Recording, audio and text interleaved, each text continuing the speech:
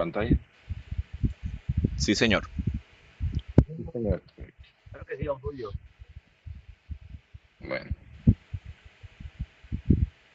Yo digo, vamos empezando y los que se van uniendo, bueno, que vayan a material porque si tengo una reunión a las 9.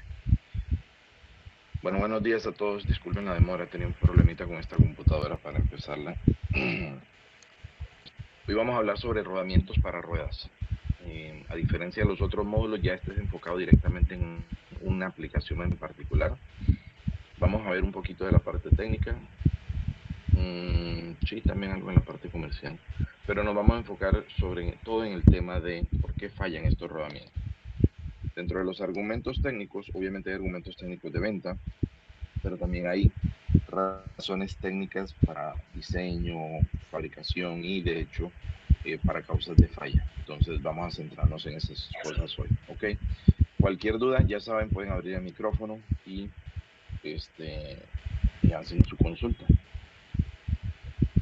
Importante un tema relacionado con ruedas. De hecho, esto aplica de una u otra manera también a otras aplicaciones, embrague, bueno, a casi cualquier componente del automóvil, pero quiero que noten algo interesante. Esto a mí me gusta empezar es con cómo está diseñado o cómo se diseñan los rodamientos de rueda de un vehículo.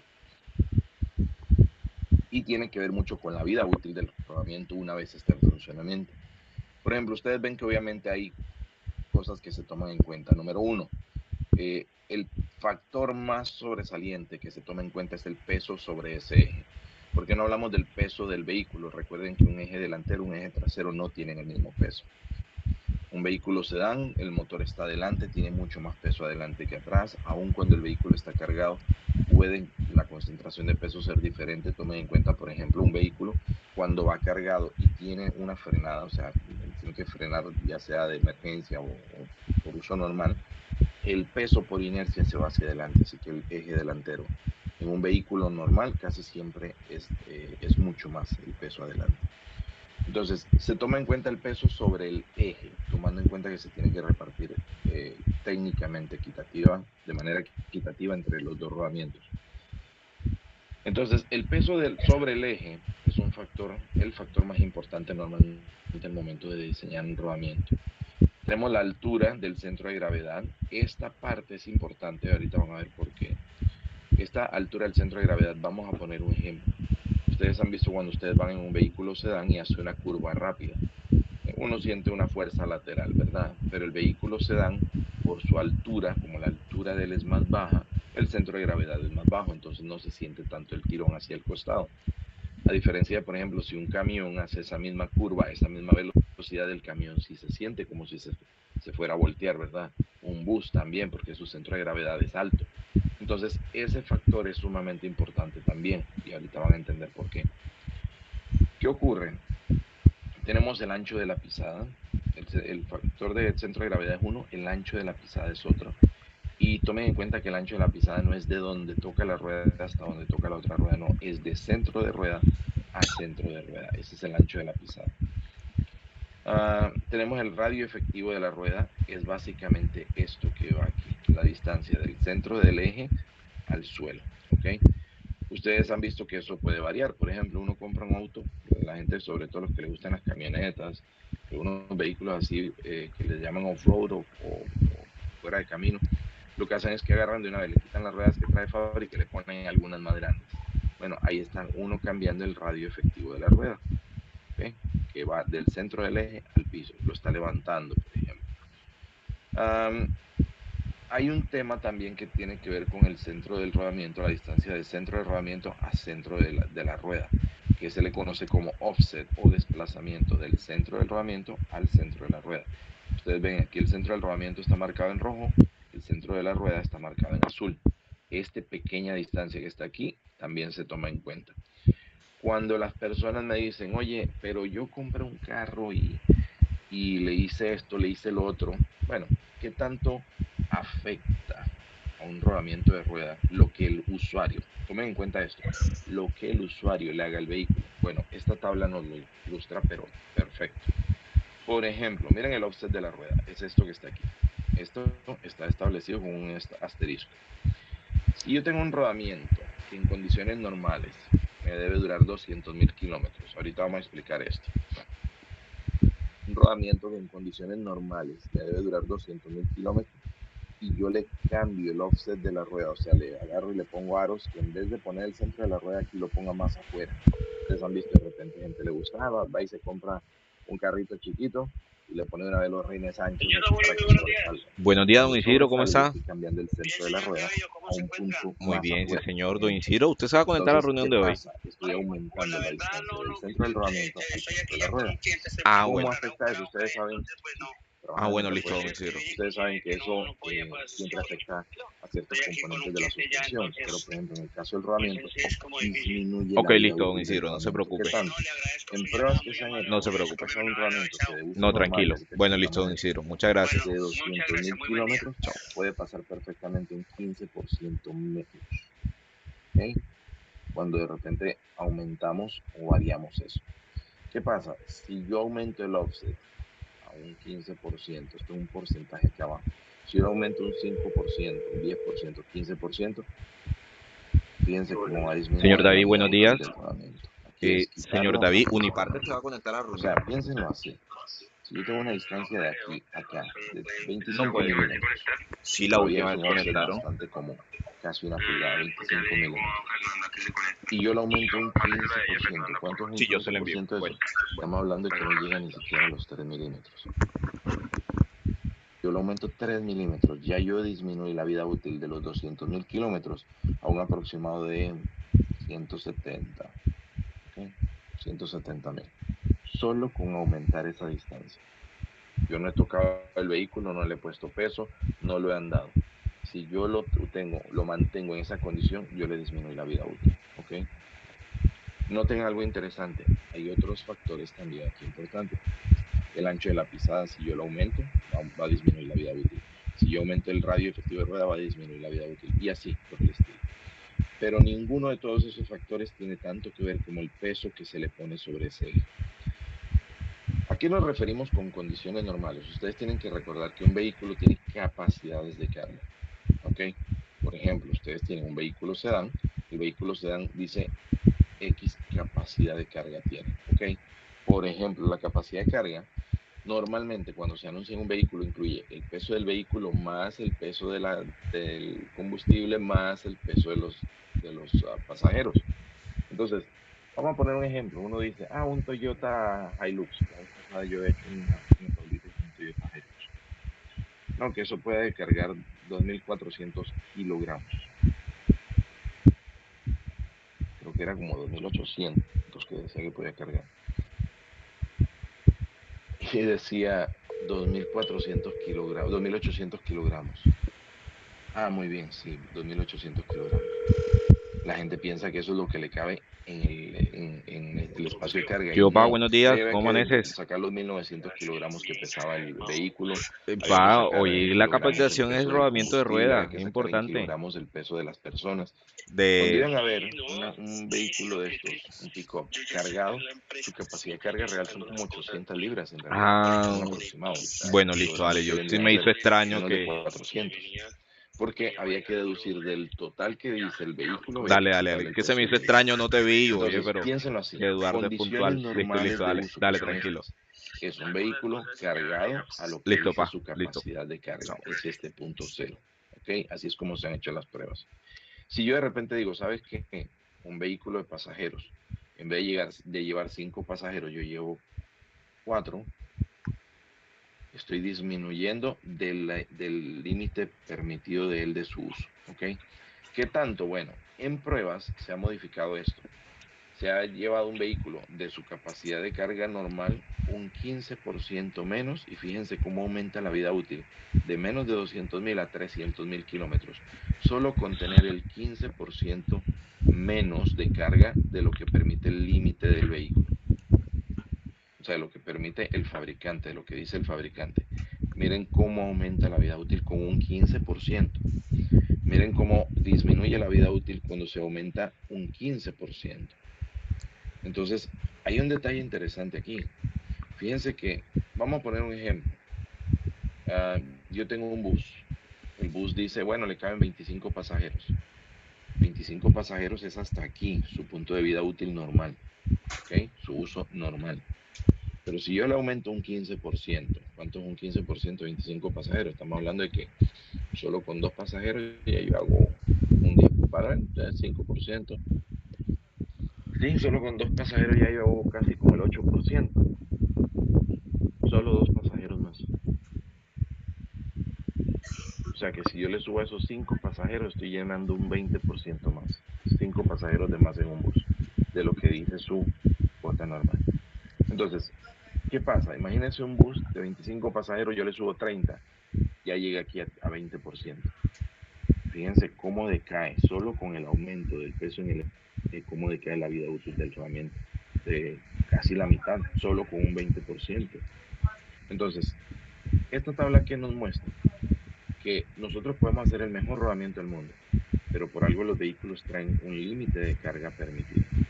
Es por factores de seguridad, porque aquí estamos hablando de un rodamiento, pero hay que hablar de los frenos, su capacidad de detener un vehículo con X capacidad de peso, que tanto se calientan. Uno ve cuando, por ejemplo, un camión se queda sin frenos porque de repente, bueno, por falta de mantenimiento muchas veces, pero a veces no se toma en cuenta de que los camiones pueden ir sobrecargados y lo de los frenos literalmente tienen un límite y así. Entonces, ¿qué pasa? La gente obvia eso y piensan que no va a pasar nada, o piensan que no, eso aguanta, sí aguanta, pero después compran un rodamiento, lo montan en un bus, en un taxi, le suben el doble de su capacidad de carga y esperan que le dure lo que dice el manual, y no es así.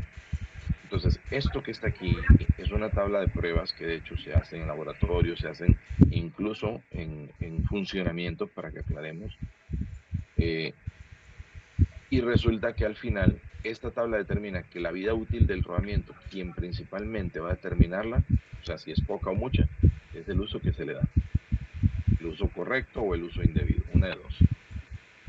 Entonces, esto es solo para ilustrar de que cuando sí se obedece lo que dice el manual, el rodamiento sí puede llegar a una vida útil alta, pero cuando no, va a llegar a una vida útil muy baja. ¿Ok? Entonces, no todas las razones de falla, las causas de falla de un rodamiento va a ser mala instalación, no, la mayoría tampoco van a ser por problemas de calidad, un rodamiento por lo menos respetable. Entonces, el tema es que la gente obvia mucho eso, de que el uso que ellos le dan, eso altera muchísimo la vida útil del rodamiento. ¿Ok? Todo esto tiene sus razones de ser. ¿Qué ocurre? Ustedes ven que aquí en el diseño, lo que se toma en cuenta para diseñar un rodamiento, hay factores como por ejemplo la altura del centro de gravedad, el peso, sí. ¿Cómo afecta eso? Bueno, mire, empecemos con la parte de diseño directamente. Tenemos que los rodamientos de rueda, en principio todos tienen que soportar cargas combinadas. Vamos a aclarar esto. No todo rodamiento es de cone y copa, no todo rodamiento es de bolas con tacto angular, no. Pero en principio todos tienen que soportar ambas cargas. ¿Se acuerdan? La carga radial del peso del vehículo y las cargas axial de cuando el vehículo va en las curvas y va girando izquierda y derecha, y cómo se mueve y las cargas laterales que hay en ese eje, ¿verdad? Todo eje de rueda tiene que soportar ambas cargas. Algunos, por diseño, van a ser diferentes. Por ejemplo, uno ve en rueda muy común, cono y copa, delantero, trasero. Pero cuando tenemos diferenciales rígidos, como los de un vehículo pick-up, a veces de algunos camiones, se ven rodamientos de bola serie 6000 o series parecidas, pero rígidos de bola. En esos casos no quiere decir que el rodamiento no tenga que soportar carga axial, pero el eje tiene un diseño diferente, ¿ok? Pero igual, tiene que soportar el eje como tal, no el rodamiento solamente, tiene que soportar cargas combinadas.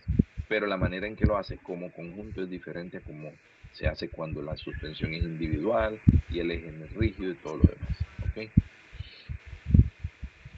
Cuando nosotros hablamos de ángulo de contacto, ustedes ven que todos los rodamientos tienen un ángulo, ¿okay? Tanto de bola como de rodillos, ellos van a tener un ángulo, eso puede aumentar. Los cono y copa de ruedas son los que menor ángulo tienen, es este ángulo que está aquí pequeñito. Los cono y copa de diferencial, ustedes van a ver que tienen ángulo más pronunciado, esto está mucho más acostado, bueno, es por eso, porque ellos tienen que soportar más cargas axiales que radiales. Pero Mientras menor sea el ángulo aquí, quiere decir que es para mayor carga radial. ¿Okay? Si ustedes lo ven, todo rodamiento que se utiliza en rueda hoy día va a tener que soportar estas cargas, dijimos. Y no todos están diseñados así, pero, o sea, los de bolas rígidos no tienen ángulo de contacto. Pero de ahí todos, ustedes ven, pasamos de cono y copa normal a unidades de rueda. Esas unidades de rueda todas tienen un ángulo de contacto y tienen que soportar esas cargas. Obviamente se ha cambiado el diseño, se ha ido mejorando por una razón y eso vamos a hablar hoy. Pero el tema es que es importante que vean que el diseño interno, o sea, tiene que ver con ese ángulo de contacto, ¿ok?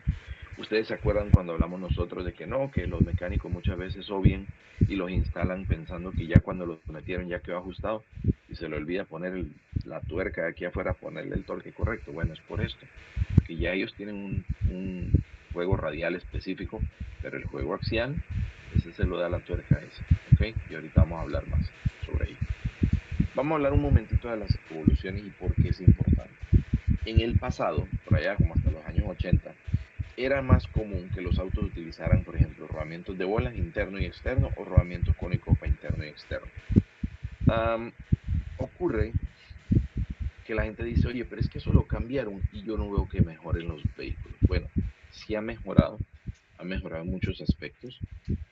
La razón de que aquel entonces fuera así cono y copa o dos de bolas interno y externo tenía más que ver con la falta de tecnología. Porque, por ejemplo, es cierto, esos conjuntos presentaban una ventaja muy, muy grande para el usuario que era el bajo costo del rodamiento. ¿Ok? Sí es cierto, los rodamientos costaban mucho menos, pero también la vida útil de ellos era menor. Y ahorita lo vamos a explicar. La vida útil de estos rodamientos era menor bajo condiciones ideales. ¿Ok? Y esas condiciones ideales nos referimos a que, por ejemplo, en el momento de la instalación, el proceso de precarga, o sea, qué tan precargados, qué tan ajustados quedaban ellos una vez puesto, era un poquito complicado, pero nunca se le pegaba el clavo donde era. ¿Okay? Esto tiene un valor específico. Históricamente nosotros hemos sabido de que, mira, esto aquí cuando le ponen la tuerca y tú lo aprietas hasta donde te da la mano y de ahí entonces le das una vuelta para adelante, das el giro de la rueda, das media vuelta para atrás, otro giro de la rueda, vuelve y das otros 3/4 vuelta para adelante y así, habían muchas combinaciones. Y la gente decía, sí, ya quedó bien. No, por desgracia no quedó bien. Como era barato cambiarlo y como era barato comprar los rodamientos, la gente lo veía en función de que es algo barato, dura poco, no pasa nada. Pero en realidad la vida útil de los rodamientos de ruedas se ha ido aumentando conforme vamos cambiando las series. En los años 80 apareció la serie de doble hilera, los BWD, y también los de cono y copa, pero doble hilera. Sí, tenía cartuchos, se le conoce en algunos casos. Y esto aumentó muchísimo la vida útil. Lo único que nos complicó fue el hecho de que ahora, para poder instalarlo, necesitamos prensas. ¿Por qué prensas? Porque este cubo de rueda ni entra ni sale fácil, ni este housing aquí entra o sale fácil. Entonces, ¿qué pasa? Si se respeta el método de instalación y se respetan los datos al momento de instalarlo, la vida útil de este rodamiento es mucho más larga que el de cono y copa solo. ¿Ok? Entonces, ¿qué ocurre? Fíjense solo esto. Solo instalando este rodamiento en el cubo de rueda y en el housing, yo reduzco un 85% el juego interno radial. Entonces, ¿qué pasa? Solo esa disminución contra el tener que adivinar dónde es que quedaban estos al final era significativa. Estos rodamientos sí tienen mayor vida útil. La desventaja de esto, ¿cuál es? Que requiere un ajuste de esta tuerca que va aquí afuera, demasiado específico. Esta tuerquita que va aquí y aquí no se respeta, ahí es donde vienen los problemas. Y mire, la vida útil de todo componente en un vehículo se va a calcular en función de si se sigue el manual. Si aquí se seguía el manual, la vida útil era relativamente buena. Si no se sigue el manual, la vida útil aquí sigue siendo relativamente pasable. ¿Por qué? Porque por diseño este tenía, digamos, menos posibilidad de fallo, aún si quedaba mal ajustada esta tuerca. ¿Ok? No es que no se dañaran, sí se dañaban y de hecho fallaban catastróficamente, pero en el caso de este, si yo me equivoco en este valor de la tuerca, que es lo que dice el manual, el rodamiento efectivamente va a fallar y más rápido que el cono y copa, ¿ok? Pero si se respeta el valor de la tuerca de aquí, este rodamiento va a tener una vida útil probablemente hasta casi un 50% más que los rodamientos de cono y copa en par, ¿ok? Hay un detalle importante que se ha ido viendo con el tiempo. Fíjense que aquí, este rodamiento, eh, depende de que el mecánico haga bien su trabajo, instalarlo aquí en el housing y aquí en el cubo de rueda. Eventualmente, por allá, por los años 2000, 90 y tanto, 2000, fueron los 90, pero se implementó más para los años 2000. En diseño alguien vio y dijo, ¿y si eliminamos uno de estos dos opciones y construimos esto? Un rodamiento de Hub 2, esto se le conoce como Hub 1, perdón, o Hub de primera generación, este es el Hub de segunda generación o Hub 2, donde tenemos lo mismo, empacado, un rodamiento doble hilera de bolas o de cono y copa, pero ahora este trae una brida y nos elimina una desventaja, que es muchas veces la mayor cantidad de fallos que teníamos era cuando la gente estaba tratando de introducir este rodamiento aquí en el housing. Aquí se elimina eso. Y ahí no tengo que meter el housing, nada más tengo que ponerle el cubo de rueda. Este housing va fijo con pernos y va fijo aquí. Mangueta igual va con pernos, pero ya no tengo que pensar en el error humano de tener que introducirlo con prenda ahí, nada más tengo que poner el cubo de rueda, pero sigo teniendo que preocuparme por la tuerquita que va. Y de hecho, y de la manera de instalación de este cubo aquí.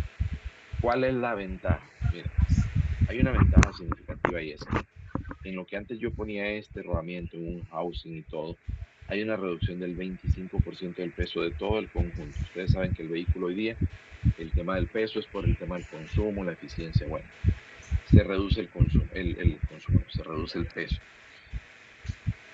Aumenta un poco más el costo, sí. Aumenta la vida útil, sí. A todo esto hay un factor que ha ido mejorando a partir de esta generación anterior, que es que al rodamiento por diseño se le ha logrado incorporar un aumento significativo en una palabrita que se llama rigidez. Esa rigidez tiene que ver sobre todo con lo que nosotros llamamos efecto palanca. ¿Qué quiere decir el efecto palanca? Fíjense esto.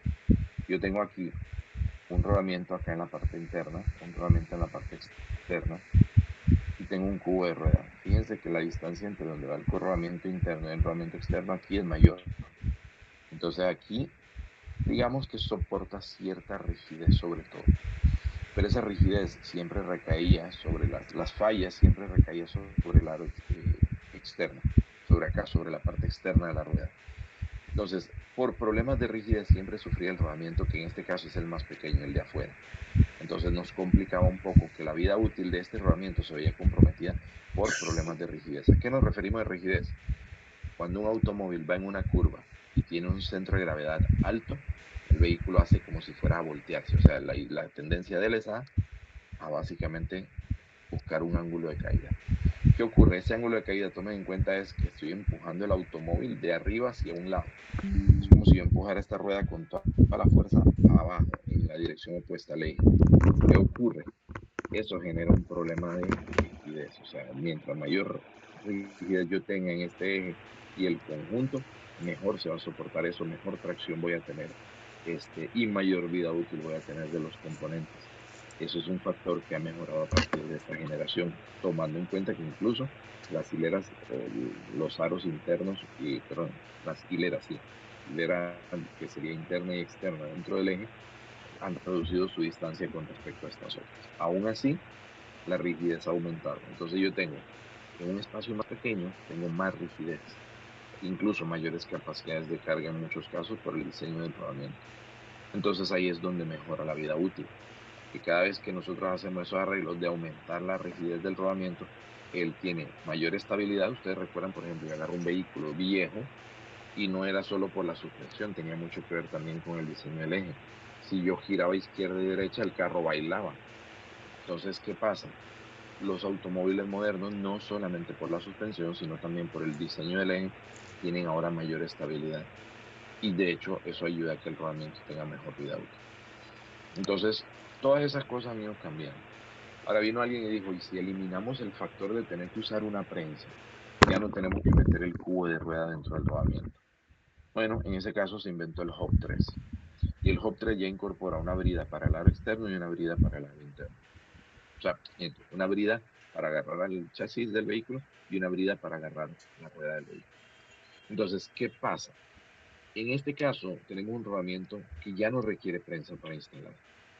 Esa es la ventaja número uno. Ya el factor de instalación no puede ser que el mecánico dañe esto montándolo en una prensa, número uno. Número dos, él viene empacado en un conjunto tan compacto que de hecho vuelve y reduce el peso, aumenta aún más la rigidez y en muchos casos incluso elimina la necesidad de tener que poner una tuerca. Aquí ustedes ven, por ejemplo, este agujero tiene estrías, o sea que aquí va un eje con estrías. Este eje tiene tracción.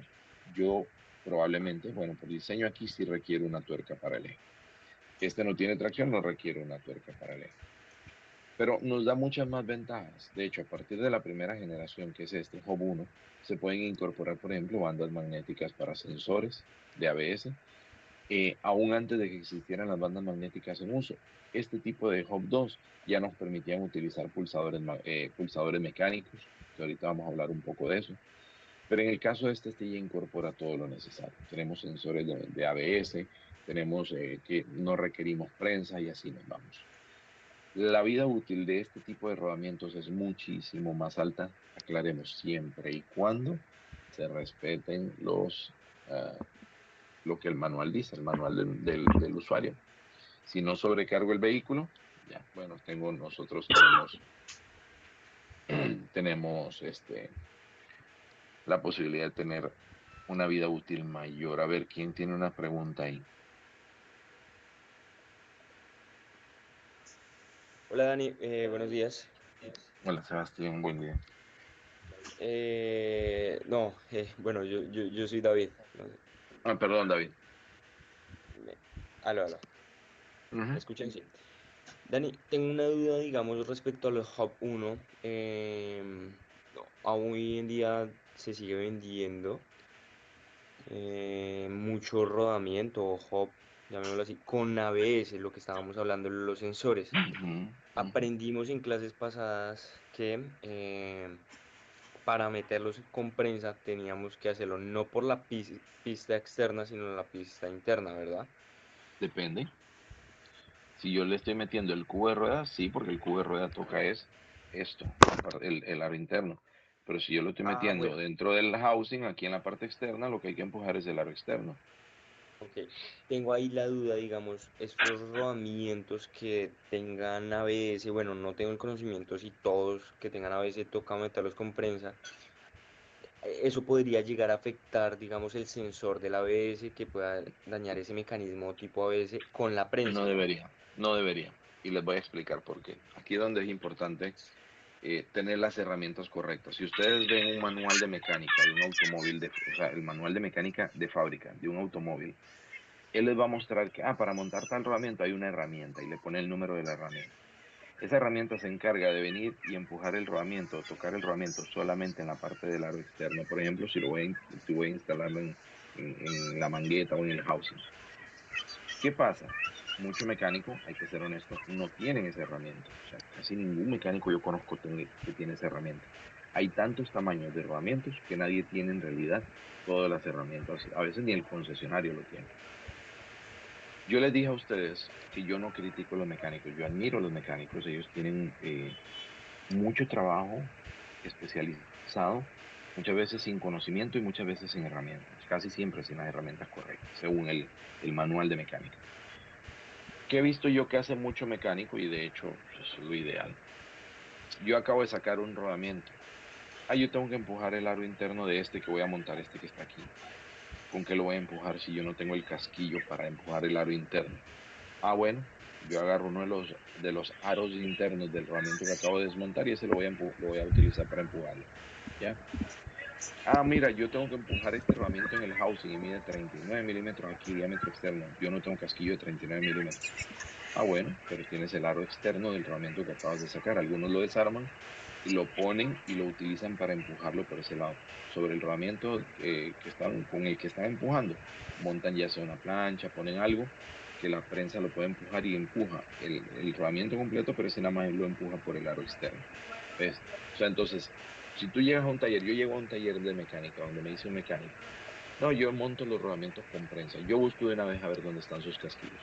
La mayoría no tienen casquillos fabricados. Algunos sí, algunos dicen, no, este es el número más normal, yo me mandas un casquillo, perfecto. Pero el que no, yo busco a ver dónde está un balde, un contenedor o dónde los tiene bajo la prensa. Todos los aros internos y externos que ha extraído en el pasado. La mayoría los guardan y van haciendo su colección. ¿Por qué? Porque esos son los mismos que ellos usan después para montar rodamientos. Entonces, hay un detalle. Obviamente lo ideal es tener la herramienta, según el manual. No se tiene, bueno, lo importante es respetar el principio. Si yo utilizo, imagínate este rodamiento que está aquí. Yo quité un rodamiento así y voy a montar un rodamiento igualito. El que yo quité tiene el aro externo de la misma manera que este. Si yo le pongo el aro externo sobre esta parte, sobre el rodamiento, va a tocar aquí en la misma parte que él tiene la cara. No el sello, la cara del rodamiento aquí en el aro externo contra la cara del otro aro externo que acabo de quitar. Si yo empujo completo el otro aro externo, o sea, todo el conjunto, yo puedo bajar esto. Por ejemplo, si yo a esto le pongo una tabla completa aquí, trato de bajarlo, podría equivocarme y hacer presión sobre el sello, ¿por qué? Porque si no es un componente que debe empujarse completo. Pero si yo agarro el rodamiento viejo y se lo pongo encima y empujo todo el rodamiento correcto, el otro no va a importar por donde yo lo empuje. Lo que va a importar es que el aro externo, en este caso, empuje este aro solamente cuando va a entrar al housing. O uno de los aros internos de estos, para ponérselo aquí afuera y empujarlo, empuje solamente donde debe empujar. Entonces, el tema es que muchos mecánicos lo han aprendido, lo saben y lo hacen. Yo veo mucho mecánico que hace eso, guarda los pedazos de los rodamientos viejos y los utiliza las partes como casquillos. Entonces, siempre y cuando se respete el principio técnico, yo no veo problema. Un rodamiento de estos nunca debería empujarse por el sello. Número uno, por diseño, ellos no están diseñados para eso. Número dos, la mayoría, cuando ya traen el sello, ellos no hay manera que tú puedas empujar el sello sin empujar los aros. Incluso estos sellos, uno los ve y pareciera que están flush, así a nivel con los aros. No, siempre están un poquito más abajo. A veces medio milímetro o 0.3 milímetros. No importa, el tema es que el sello siempre está más abajo. Cuando a mí me traen un rodamiento, instalaron y el sello tiene una marca, ahí alguien lo golpeó o lo empujó por donde no debía. ¿Ves? Entonces, esa es la parte importante. Pero no, el sello como tal y sobre todo cuando trae la banda magnética para ABS, no está en peligro siempre y cuando se trabaje de la manera correcta. ¿Ves? No sé si eso responde a tu pregunta, David. Sí, sí, sí, no, incluso para todos, pues, porque hay veces salen esas pequeñas dudas en temas de Sí. garantías, pero listo. No, Dale, y gracias. ahorita vamos a hablar de eso también, el tema de garantías. Listo. Ok, miren, hasta aquí el tema de diseño. Vamos a hablar sobre otras cosas que han ido cambiando. Nuevas tecnologías, por ejemplo, se ha ido mejorando, obviamente. Cambiamos de Fono y Copa, llegamos a Hop 3, sí, pero han ido cambiando para mejorar aún así. Fíjense que hasta ahora el mayor cambio en vida útil que ha sido eliminar el factor humano al momento de instalación. ¿Sí? Eso es lo que ha ido haciendo que aumente la vida útil. Entonces, ¿qué se ha hecho? En el pasado dependíamos todavía mucho de algunos tuercas sobre pernos para poder instalar estos rodamientos. No me refiero a estos aquí, me refiero a estos acá relacionados con el eje.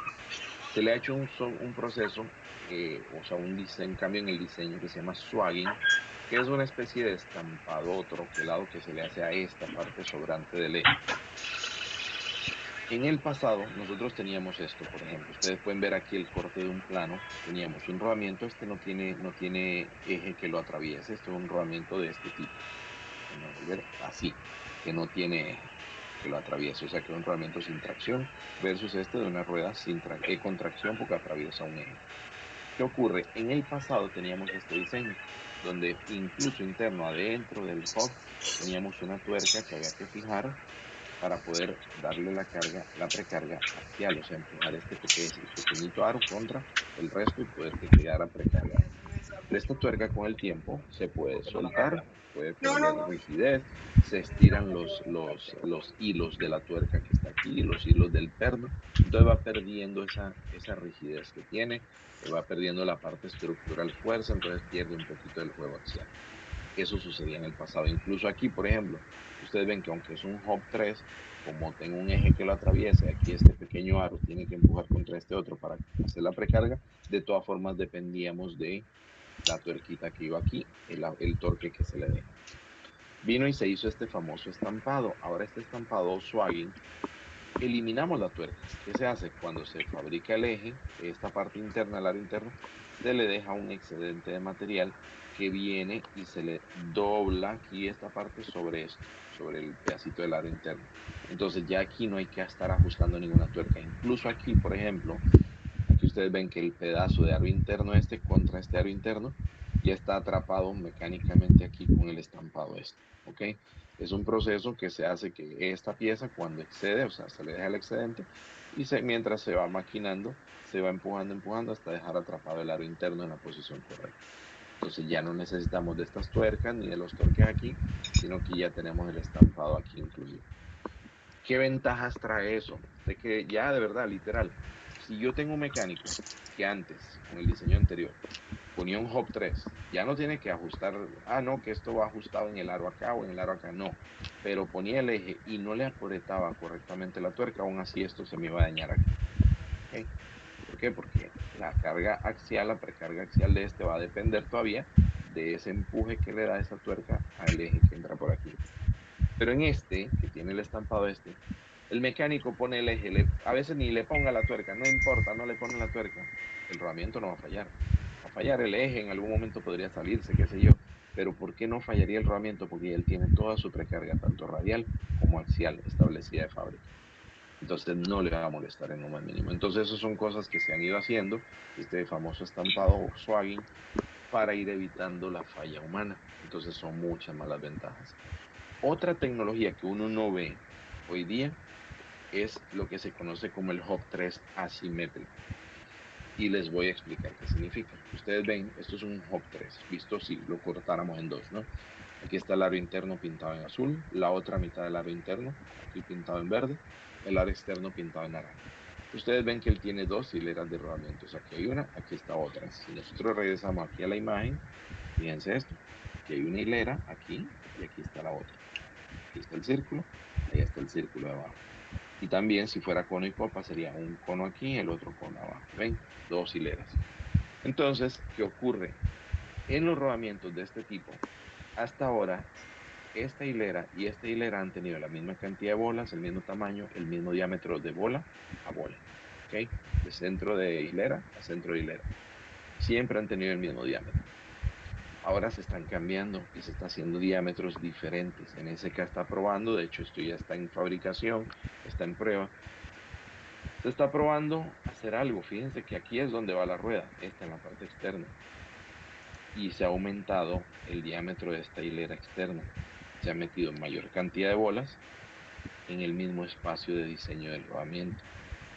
¿Y qué es lo que nos permite eso? Nos permite hacer dos cosas. Ustedes se acuerdan que yo les hablé de que en el pasado, fíjense esto, vamos a regresar de nuevo aquí, cuando era cono y copa, yo tenía un rodamiento grande aquí, adentro, en la parte interna, y un rodamiento pequeño en la parte externa. Fíjense que aquí este rodamiento y este no tenían el mismo tamaño, o sea que esta hilera era mayor, tiene mayor capacidad de carga, este rodamiento más grande que este. Pero cuando yo tengo problemas de rigidez, por eso mismo, por las cargas laterales, cómo se dan, el rodamiento que más fallaba era el externo, el primero en fallar. En este caso, con este diseño que estamos haciendo de rodamientos asimétricos, fíjense que el que se agrandó es la parte externa, la parte que va hacia la rueda. Y esto nos da, en el mismo espacio del rodamiento, nos da mayor capacidad de carga y mayor rigidez, solo con hacer ese pequeño cambio. Entonces, ¿qué mejoras se han tenido? Que fíjense que en el mismo espacio, si yo tengo un hub 3 como este, que tienen el agujero aquí porque no tiene eje, este agujero se hace para evitar, disminuir peso, para reducir peso. porque esto relleno de material le aporta un peso y un material que no necesita. Entonces, al yo poner la hilera externa más grande, yo puedo ahondar más ese agujero, le quito peso, pero adicional, al aumentar la cantidad de bolas, porque la hilera es mayor, yo tengo mayor capacidad de carga y mayor rigidez. ¿Qué ocurre? Este rodamiento, solo con este cambio de salacho, tiene un 15% menos masa y un 15% más rigidez, lo cual mejora obviamente la vida útil. Son cosas que ustedes no ven de un rodamiento, pero para que vean lo que está desarrollando NSK, que muchas veces la gente me dice, oye, pero vean que yo los veo iguales, se ven iguales esos dos rodamientos, sí se ven iguales, pero no son iguales, ¿ok? Cuando me dicen a mí, ¿qué tiene el rodamiento NSK que hace que dure más? Bueno, esta es una de esas razones que tiene que lo diferencia. Entonces, NSK está aumentando la vida útil de sus rodamientos con un diseño interno que uno lo ve y uno desde afuera ni cuenta se da. Y aclaremos algo, no hay manera de que ustedes sepan cuál es simétrico y cuál es asimétrico. ¿Ok? Eso lo sabemos nosotros internamente dentro de NSK, porque tenemos los planos a la mano. Pero desde afuera ocupan el mismo espacio que los otros rodamientos normales y ni cuenta se van a dar. Pero es una de las cosas que hacen que el rodamiento NSK dure más y uno no lo sabe. ¿Ok? Bueno, ahora ustedes lo saben, pero para que vean por qué es que el tema de la tecnología es importante conocerla. ¿Ok? Entramos hasta aquí. ¿Alguien tiene alguna pregunta, alguna duda, algún comentario, queja?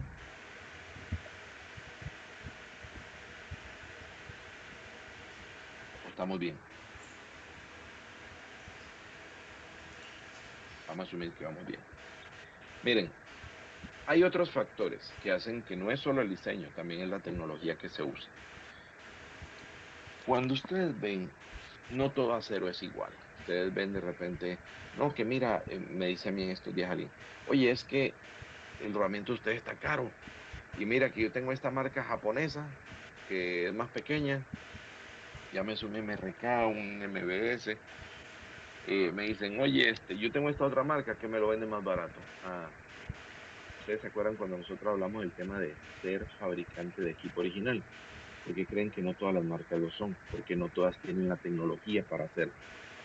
La durabilidad de un rodamiento no se determina solo por cómo lo diseño yo, sino por cosas como los materiales que uso. Y ocurre algo interesante.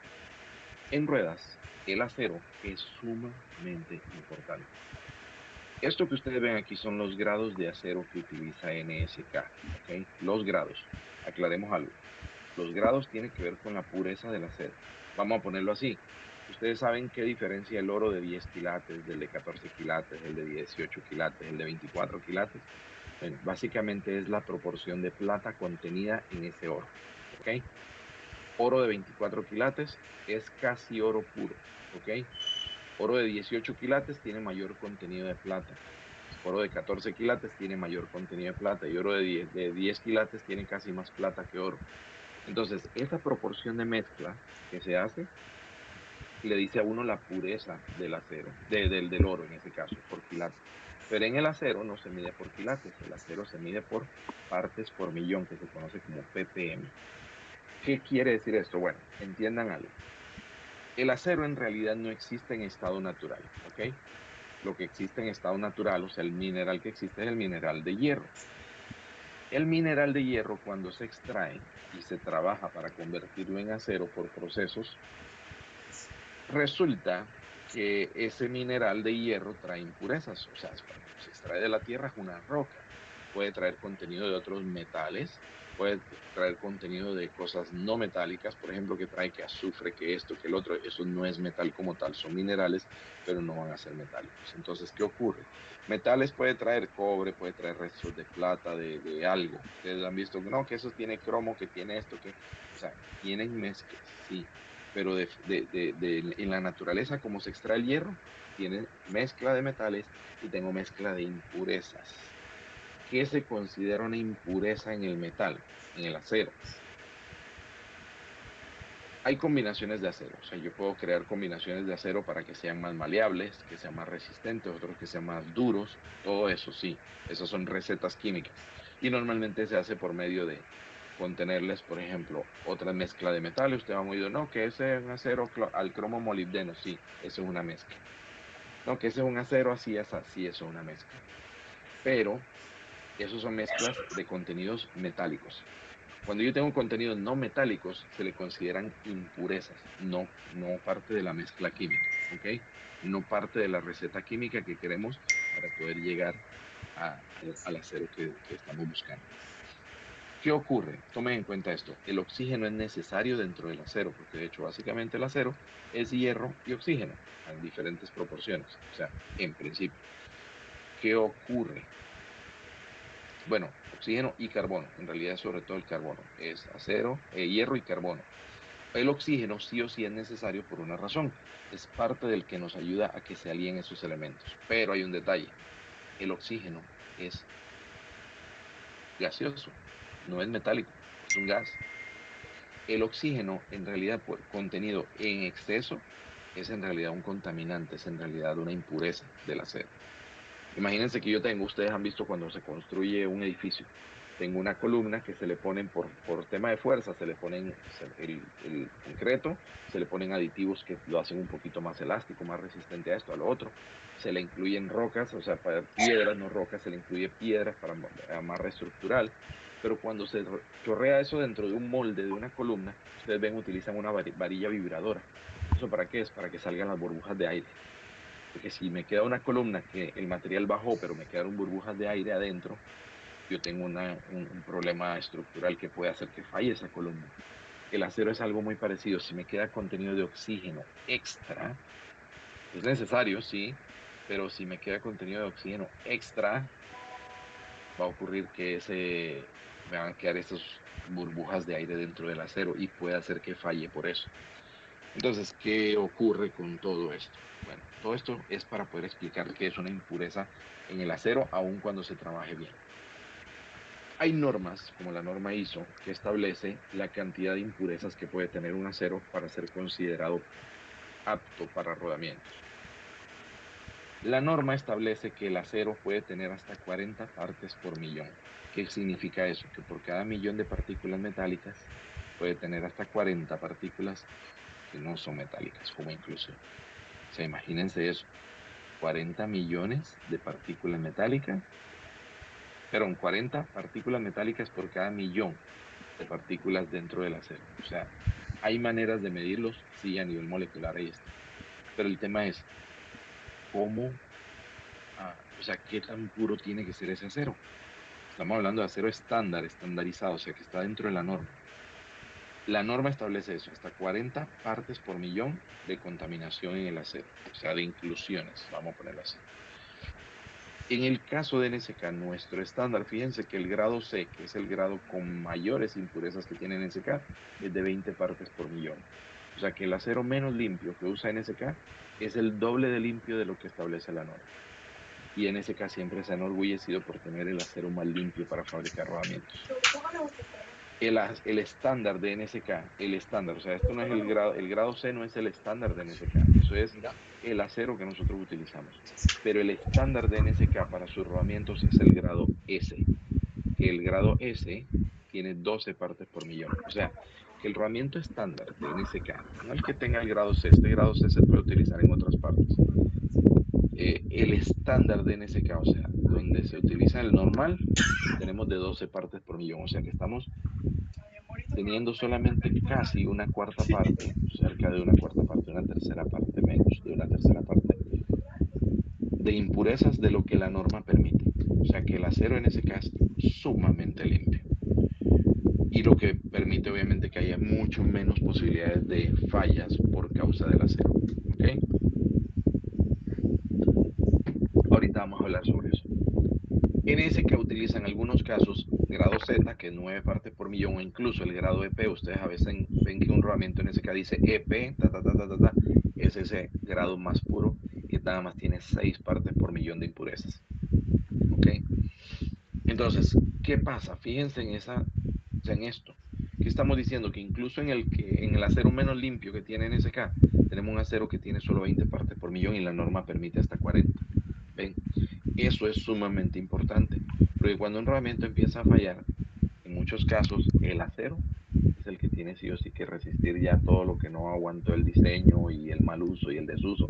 Entonces Entonces ahí es donde entra la pureza del acero y por eso es que nosotros tenemos aceros sumamente puros. Entonces es algo que ustedes no ven, pero este acero, al ser más puro, va a durar más, número uno, y número dos, bien tiene un costo diferente, no es un acero cualquiera.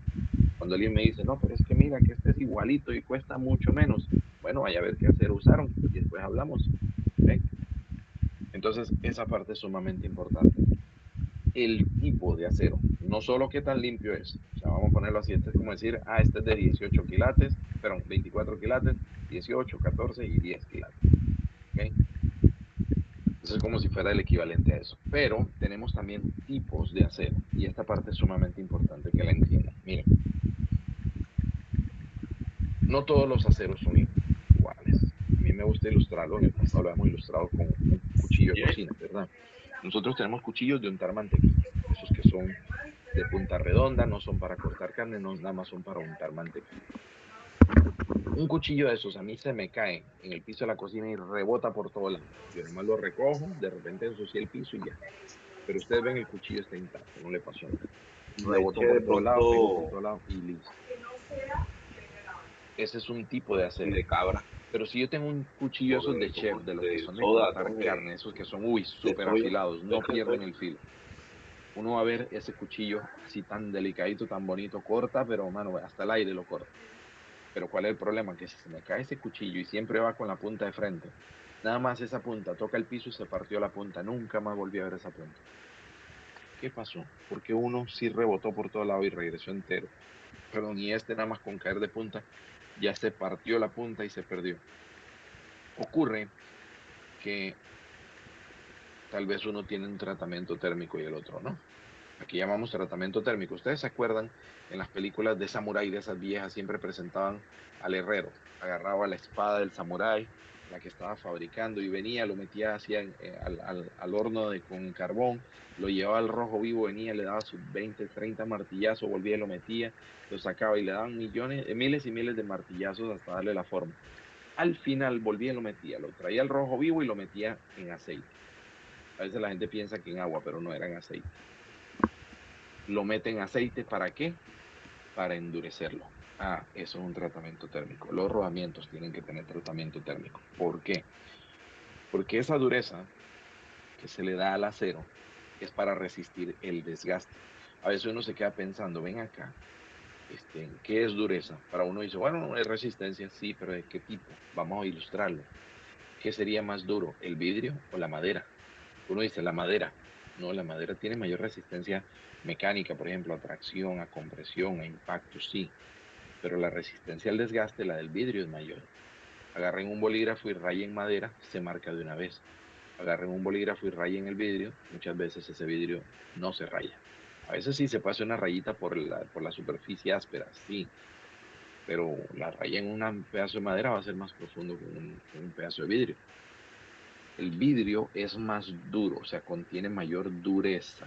La dureza en realidad, en este Mi papá contexto, todavía no ha se refiere entendido. a la resistencia a ser desgastado o rayado. La resistencia superficial a ser desgastado o rayado. Y obviamente tenemos un rodamiento que tiene giro y tiene giro y giro Ya y te lo giro. envío, Él tiene que tener mucha ya te lo dureza, envío. mucha Esto fue lo que le resistencia enviaron a a él ese de desgaste, a AMI, ese ser rayado, a ser el muchacho de desgastado. AMI.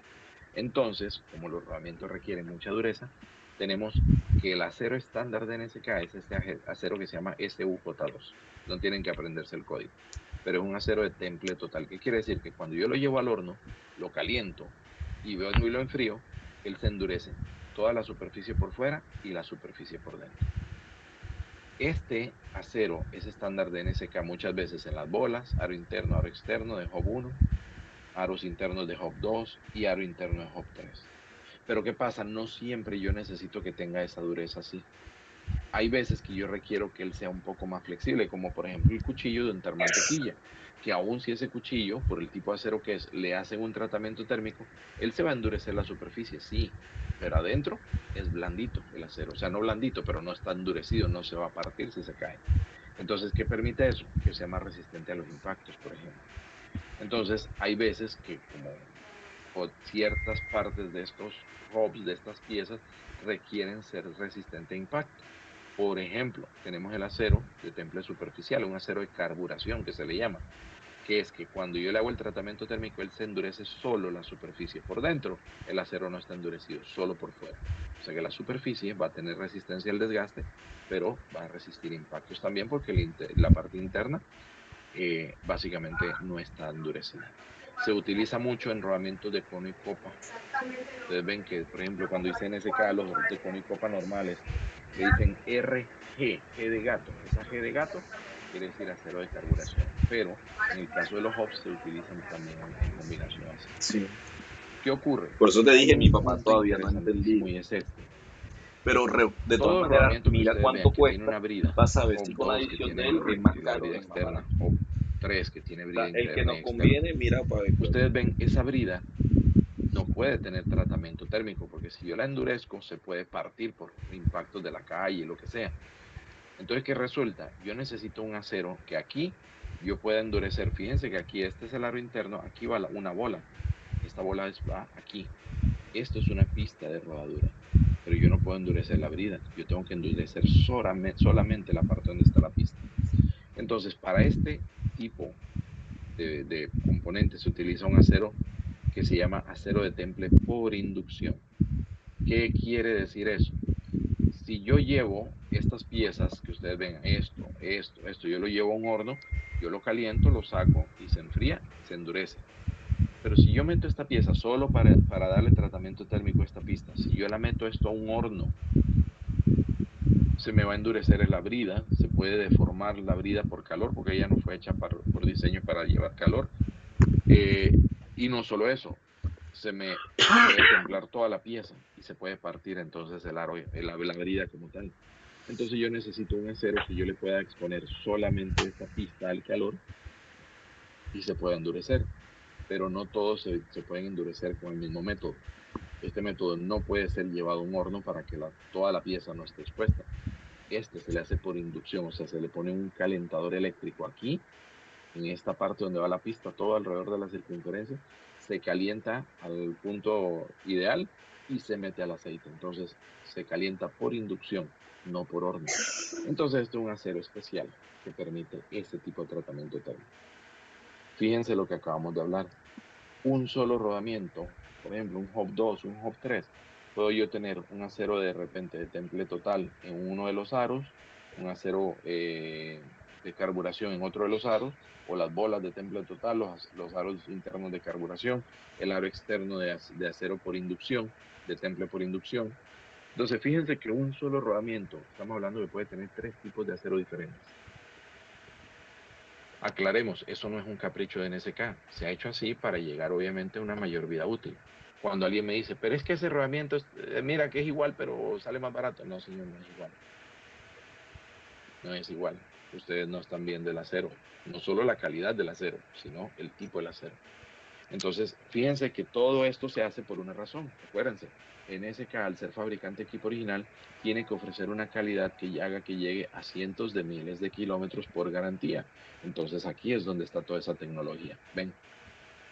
¿Qué tiene todo esto que ver con el tema de la vida útil del rodamiento y fallas? Bueno, que si un rodamiento falla, el rodamiento no fue hecho para fallar en condiciones normales de uso. O fue abusado o fue mal trabajado.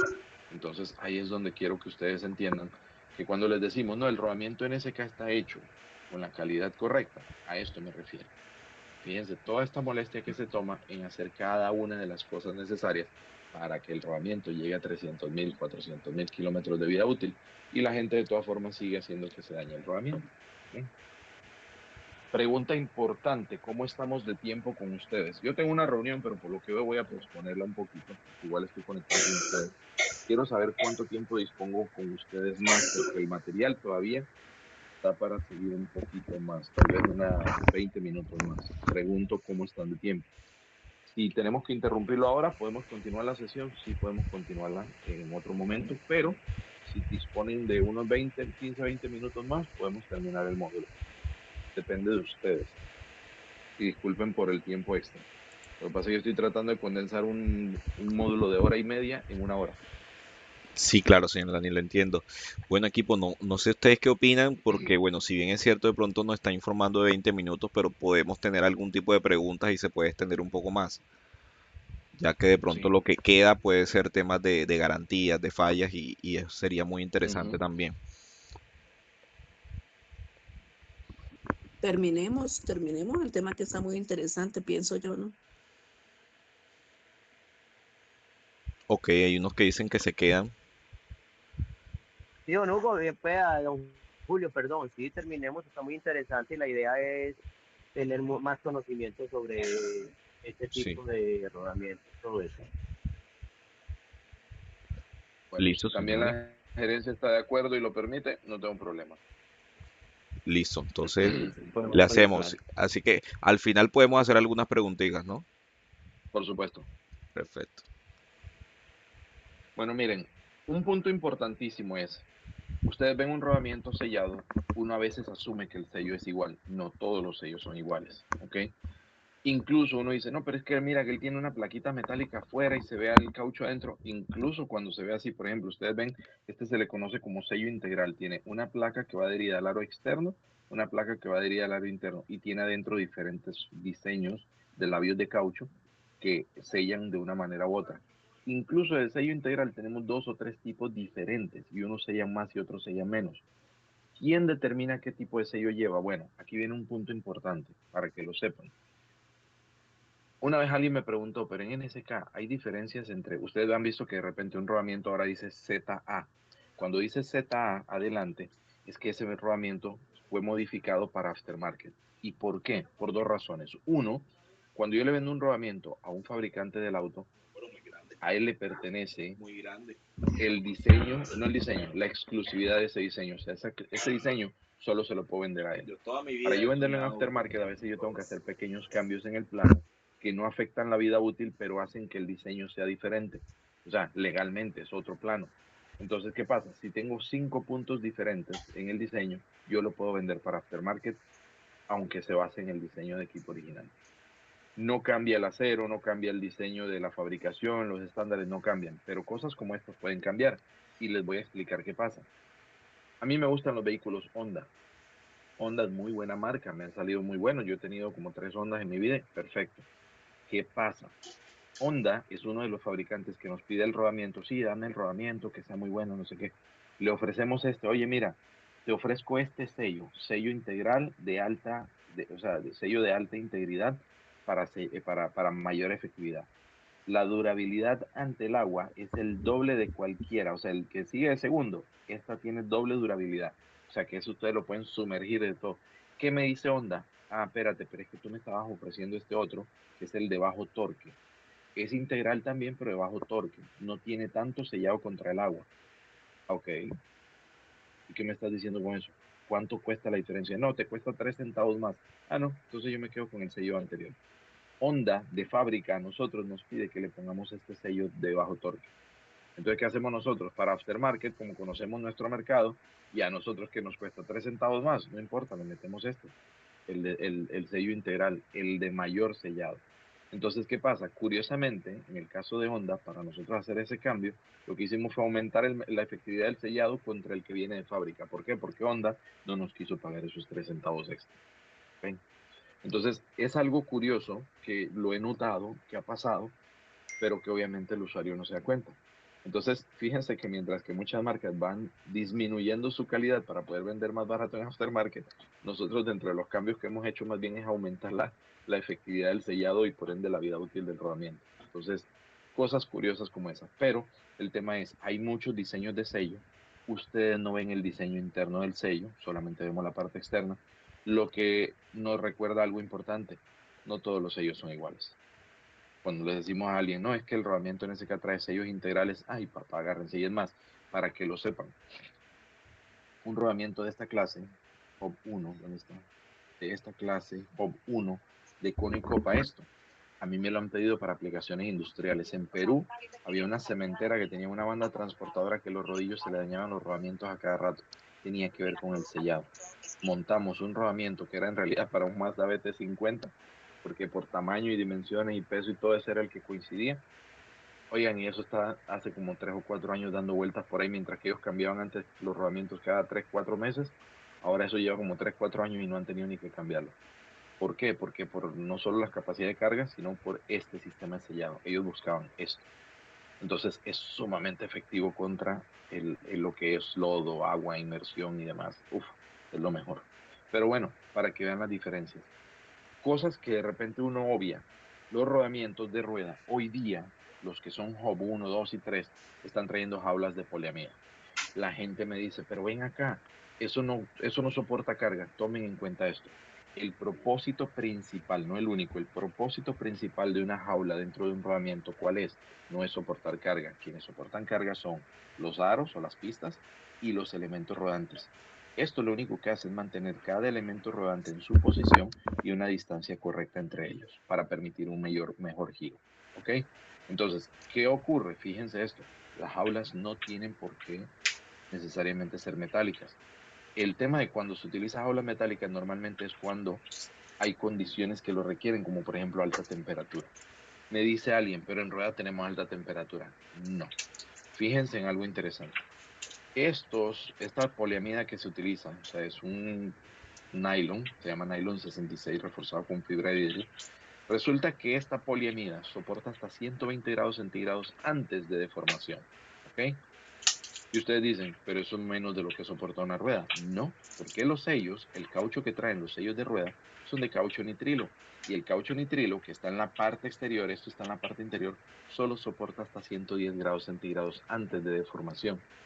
Entonces, ¿qué les dice eso a ustedes?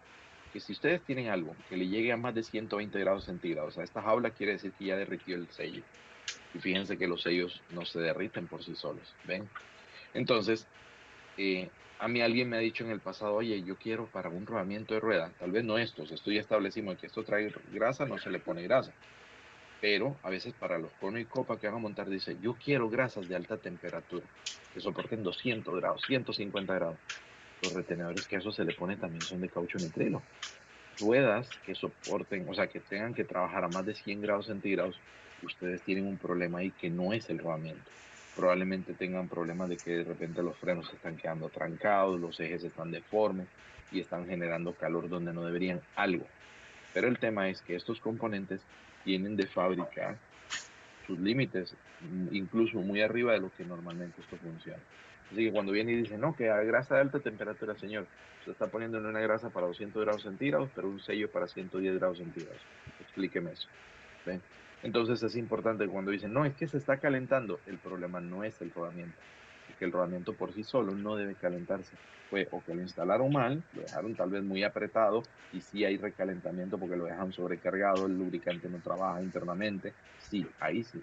Pero el problema no fue el rodamiento, fue la instalación. O tenemos un problema externo, como de repente el tema de que tal vez el sistema de frenos está trabajando forzado y está sobrecalentando la rueda. Pero para que vean que hoy día esta es la tecnología que se usa y no solo en SK, todo el mundo se ha copiado y ha utilizado ahora poliamida, ¿okay? En esta aplicación.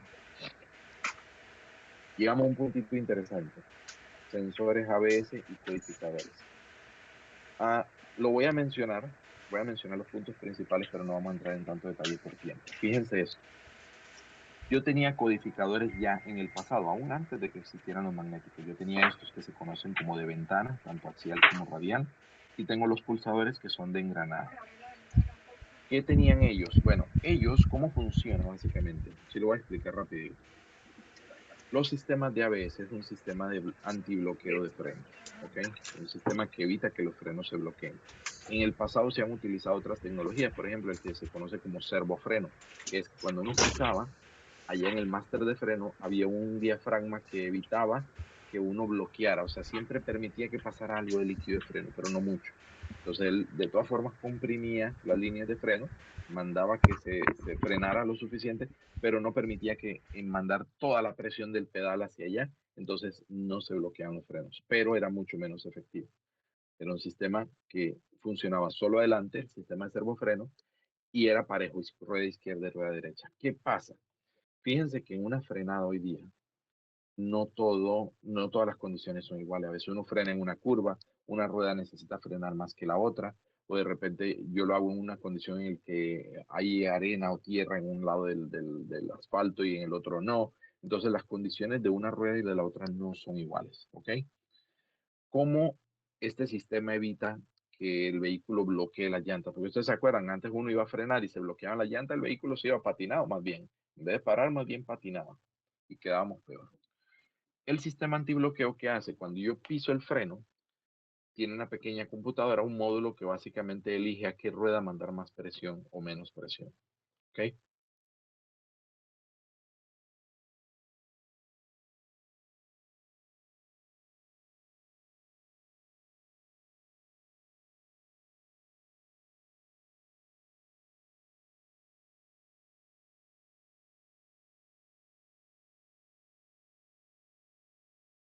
Se fue el sonido, no se escucha. Sí, no, se fue el sonido, no se escucha nada, don Julio.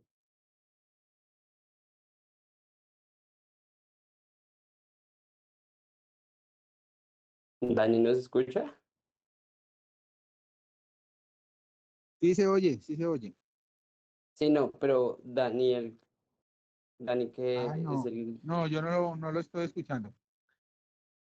No, Juan, que se le Tengo dañó el audio. sonido, Juan. ¿Sí me pueden escuchar bien? Ah, ya lo escuché. Ok. Julio, ahora sí, ahí te Sí, veo audio. sí, ustedes perdonen, que se me descargaron los audífonos. Les decía que qué ocurre. ¿Cómo un vehículo puede saber cuando una rueda está a menos velocidad o más velocidad? O sea, individual cada rueda. Ocurre que ustedes ven que cada uno de estos sensores le manda una señal a la computadora.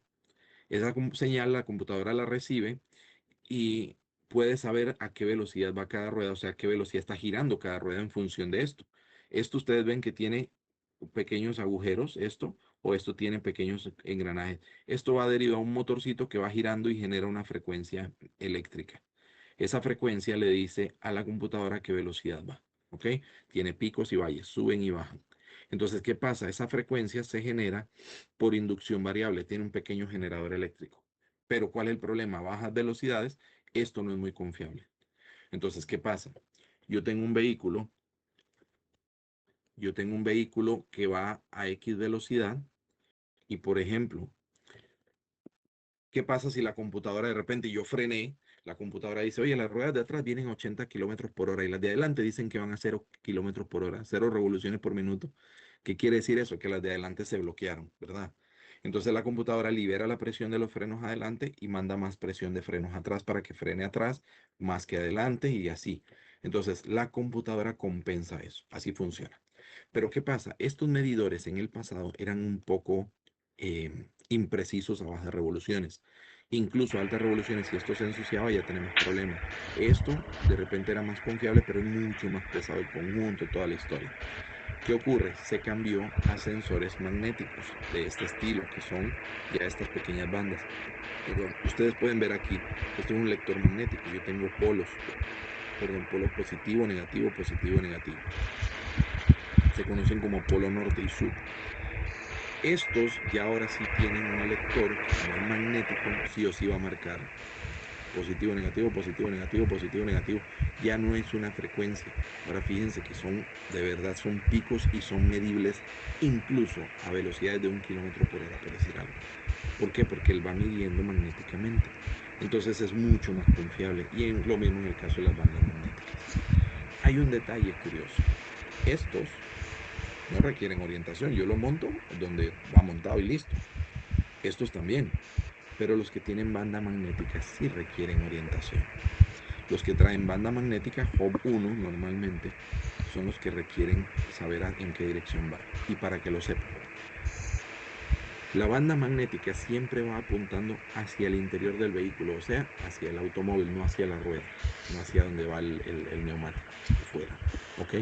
Entonces, ¿qué pasa? A mí me ha sucedido que de repente me dice un mecánico, oye, yo lo instalé y se prendió la luz de check engine y se dañó el rodamiento. Tomen en cuenta eso. Cuando yo instalo un Hub 1, ya quedó instalado. Si yo lo desinstalo, lo saco, ese rodamiento se daña. Porque para sacarlo hay que hacer fuerza en partes, en lugares donde el rodamiento no se le debe hacer fuerza. Entonces, ha venido alguien y me dice, oye, ese rodamiento lo montamos y falló. Y yo vuelvo y lo reviso. ¿Y qué pasó? Tiene marcas de que lo sacaron, le dieron la vuelta y lo volvieron a instalar. Yo he visto mecánicos que han instalado esta banda magnética mirando hacia la rueda. Y cuando lo montan, el sensor no lee nada. Ah, mira, quedó al revés. Lo sacan, lo desinstalan y vuelven y lo montan. Yo tengo maneras de saber que ese rodamiento lo instalaron 2 veces. O sea, que le dieron la vuelta. Entonces, la banda magnética tiene que quedar correcta desde el inicio. ¿Qué pasa si yo tengo un rodamiento que tiene banda magnética y le monto uno que no tiene? Bueno, hoy día no solo los sistemas de frenos se manejan con estos lectores, sino también los sistemas de tracción e incluso las computadoras del vehículo. ¿A qué me refiero? Me sucede que un día mi mecánico me dice, oye Dani, necesito un rodamiento de estos para un Toyota Yaris. Lo consigue, lo monta sin ABS, porque no, o sea, nadie se fijó que ese no traía ABS. Resulta que lo montó y el Yaris era un Yaris automático. El automóvil salió del taller, sí, él salió, prendió la luz de check engine, dice el muchacho, el dueño del auto, mira, me lo voy a llevar, te lo traigo mañana. Ah, bueno, dale, le dice el mecánico, ya, sabían que tenían que cambiar de nuevo el rodamiento. Cuando el muchacho intentó acelerar para ir, no llegó ni a una cuadra de distancia y dio la vuelta y se regresó. Pero ¿qué pasa? Oye, el carro no hizo el cambio. ¿Cómo que no hizo el cambio? La computadora registra que una rueda no está girando porque no tiene sensor, no tiene banda magnética. Entonces la computadora no permitió que la transmisión, que era automática, cambiara de primera a segunda por seguridad. Entonces el tipo no se puede llevar el carro para su casa en primera. Así que lo trajo, lo dejó y tuvieron que cambiárselo ese mismo día. Se lo llevó después y la computadora ya permitió hacer los cambios bien. Entonces fíjense que no es solo un tema de freno. O sea, todo sistema de seguridad que esté relacionado con el vehículo hoy día está muy asociado con este tipo de lectores. Así que es importante que lo sepan. ¿Preguntas hasta aquí antes que les muestre las fallas más comunes? ¿O vamos bien? En 4 minutos termino. Miren, voy a instalar un rodamiento. Ya lo mencionamos la vez pasada. El rodamiento que dicen, yo lo instalé con prensa y quedó zumbando, quiere decir que lo empujó por el lado incorrecto. Cuando yo tengo esto, un hub 1, y yo voy a instalarle el cubo de rueda, el cubo de la rueda donde se agarra el rin, el aro, aquí con los pernos. Fíjense que ese cubo entra en el aro interno. ¿Cuál yo voy a empujar? El aro interno. Hay veces que de repente es muy incómodo empujar el rodamiento. Lo que hace alguna gente es esto. Monta el rodamiento sobre algún tipo de casquillo, puede ser los otros aros internos del mismo rodamiento, lo pone abajo y empuja, es en realidad el cubo, pero lo empuja soportando el aro interno. O sea, que el aro interno sea el que siempre tiene apoyo. ¿Ok? Si yo monto este cubo de rueda, pero fijo es el aro externo, ¿qué va a pasar? Pasa eso. Yo estaría empujando incorrectamente el aro que no lleva ajuste. ¿Ok? Voy a montar el hub en la mangueta, en el housing, en el agujero. Bueno, el que entra apretado es el aro externo. Tengo que empujar el aro externo. Y fíjense, aquí está ilustrado un casquillo en color azul. Este es el tipo de casquillo que usan las agencias. Los concesionarios se espera que tengan las herramientas para eso. Pero ¿qué pasa? Ese tipo de casquillo nadie lo tiene. Fuera del taller no. Entonces, ¿qué hacemos? Agarramos el otro aro externo, se lo ponemos encima, le ponemos una placa y empujamos el aro externo del rodamiento que sacamos para empujar este otro. Lo utilizamos como casquillo nada más. ¿Ven? Entonces, eso es respetar el principio de que si yo voy a entrar un rodamiento que va ajustado en el aro externo, empujo solo el aro externo. Entonces, ¿es posible hacerlo? Sí. Mucho mecánico ha utilizado esos casquillos viejos para hacer esto. Así que sí se puede. ¿Ven? Esa es la parte importante que uno tiene que tener en cuenta. ¿Qué pasa cuando no se hace eso? Bueno, pasa esto. Yo tengo muchos casos de rodamientos fallidos, de rueda, aclaremos, en los que yo saco y yo le veo estas marcas por todo lado. Entonces, es muy común, es muy fácil de diagnosticar cuando ustedes ven que un rodamiento, incluso les traen un rodamiento, oye, esto falló y lo montamos con prensa. Ustedes lo agarran y lo giran con la mano. Ustedes sienten que hace crack, crack, crack, crack, crack, crack. Eso adentro son estas marcas. Yo las puedo sentir al giro de la mano incluso. Hay veces que son más sutiles, de repente lo empujaron menos, pero lo empujaron. Entonces, pero igual, cuando se siente así nada más al giro, uno sabe que fue que lo empujaron. La otra falla más común, ajá. eso usualmente a nosotros nos llega mucha garantía en rodamientos, siempre es como lo que manda el cliente, genera ruido. O sea, ¿sería esto? No necesariamente. Mira, ya les voy a explicar por qué no necesariamente. Cuando a mí me dicen, lo monté y quedó zumbando de una vez o haciendo ruido de una vez, es esto. ¿Ok? Este queda zumbando, pero les digo, no es que suene poquito, queda zumbando de una vez. Cuando lo empujan por el lado incorrecto. Cuando viene y aprietan mal la tuerca, también va a quedar zumbando, pero en diferentes tiempos. Digamos que montaron este rodamiento y le apretaron muy poco esa tuerca. Acuérdense, esa tuerca es la que dice que tanto apriete axial le queda. Cuando la aprietan poco, pasa esto, que la bola o el rodillo queda haciendo la carga, no donde debería aquí en el ángulo de contacto de este aro interno, sino por acá. ¿Por qué? Porque quedó suelta axialmente. Pasa esto. Esto fatiga, demora algún tiempo en salir. De repente, no, que mira, que yo lo monté, duró una semana y empezó a zumbar. Bueno, cuando uno lo saca y ve estos residuos, estos pedazos de aquí, resulta que esto fue que en el primer bachecito vino y hubo un golpe y se marcó aquí en esta parte y se empezó a desprender material. O se fatigó con el tiempo y se empezó a desprender material. Esto, cuando me dicen, yo lo monté, duró 3, 4, 5 días, una semana y empezó a zumbar, bueno, normalmente me ha pasado que es esto, que de repente no lo dejaron suficientemente apretado y se fatigó el material y hubo desprendimiento y obviamente esto va a zumbar. Por otro lado me dicen, no, yo lo apreté, duró 2, 3 semanas, 4 semanas y empezó a zumbar, pasa eso. Lo dejan muy apretado o lo dejan más apretado de lo que deberían, el lubricante no puede trabajar, él va a girar y la carga está bien distribuida y todo, pero el lubricante no puede trabajar bien, hacen viajes largos y entonces se calienta y ahora sí empieza a zumbar. ¿Ves? Entonces, ¿qué pasa? Cualquiera de las tres causas puede ser para que, bueno, empezó a hacer ruido, empezó a zumbar, sí, pero van a ser en tiempos diferentes. Este es el que es inmediato. Lo montaron y quedó zumbando una vez, es este. O al día siguiente, es este. No, que demoró 3, 4, 5 días, una semana, normalmente me ha pasado que es este. Y cuando me dicen que dura más de una semana en empezar a hacer ruido, normalmente me ha pasado que es este. Por el tipo de uso contra el tipo de falla. Pero les digo, o sea, ha habido otros casos en los que me dice, oye, eso empezó a zumbar al mes, 2 meses, 3 meses, y yo lo abro y parece un arco iris adentro de la cantidad de diferentes tipos de grasas que le metieron. ¿Ves? Entonces, el tema es, cuando empieza a hacer ruido, obviamente ya dice que algo falló. El tema es, el tiempo normalmente a mí me da pistas de dónde empezar a buscar, pero créanme que el rodamiento por sí solo no falla.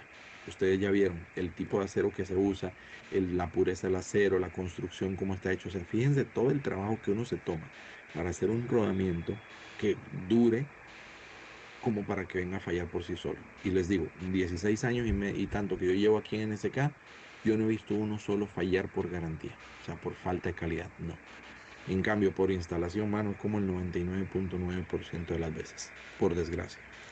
Entonces, el tema es, fíjense que estas son causas las más comunes.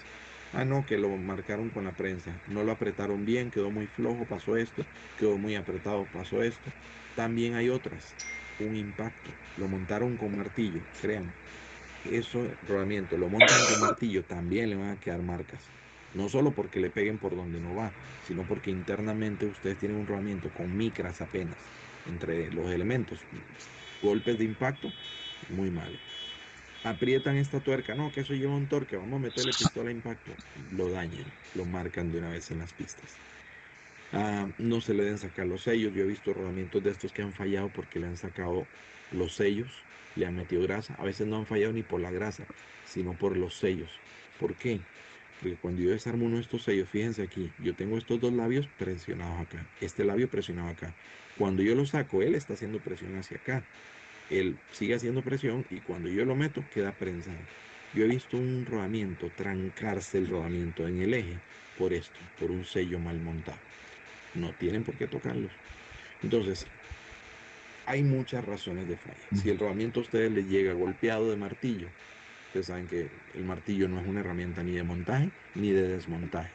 ¿Por qué? Porque un rodamiento de esto requiere prensa para desmontarlo. ¿Ok? Así que no es, no, que mira, que eso lo desmontamos con martillo. También lo montaron con martillo. Uno busca las marcas en ambos lados por si acaso, en una cara y en la otra cara. Pero el tema es ese. Fíjense que aunque el rodamiento sí es resistente en funcionamiento y resiste cientos de miles de kilómetros, estas prácticas no son buenas para el rodamiento, van a hacer que falle. Por temas de calidad, ya ustedes ven que el rodamiento no va a fallar. ¿Ven? Anderson, cuéntame. Yo sí, para diagnosticar un rodamiento tienen que ser destapado. Sí, sí, el rodamiento, pero les voy a aclarar algo, miren. Cualquier reclamo de garantía, bueno, en el caso de ustedes se salvaron en algo, ustedes tienen personal de NSK en sitio. Para cualquier reclamo de garantía tienen que ser, el análisis tiene que ser hecho por NSK, ¿ok? Pero en principio sí, déjame mostrarte algo, mira, voy a compartir la pantalla de otra manera. Nosotros tenemos fallas de rodamientos registradas, ¿no? Yo las guardo, yo hago los casos. Vamos a poner Costa Rica, por aquí tengo uno muy bonito, Costa Rica. Mira, Costa Rica, ahí.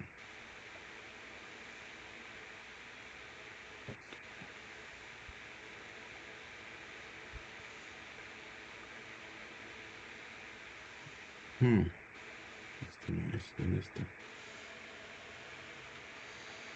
Rayos, se me perdió.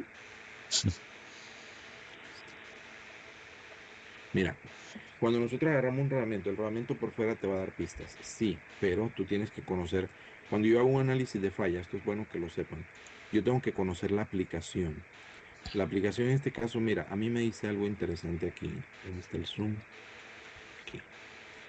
Fíjate que a mí me devuelven el rodamiento con un aro externo que se ve que ha sido extraído.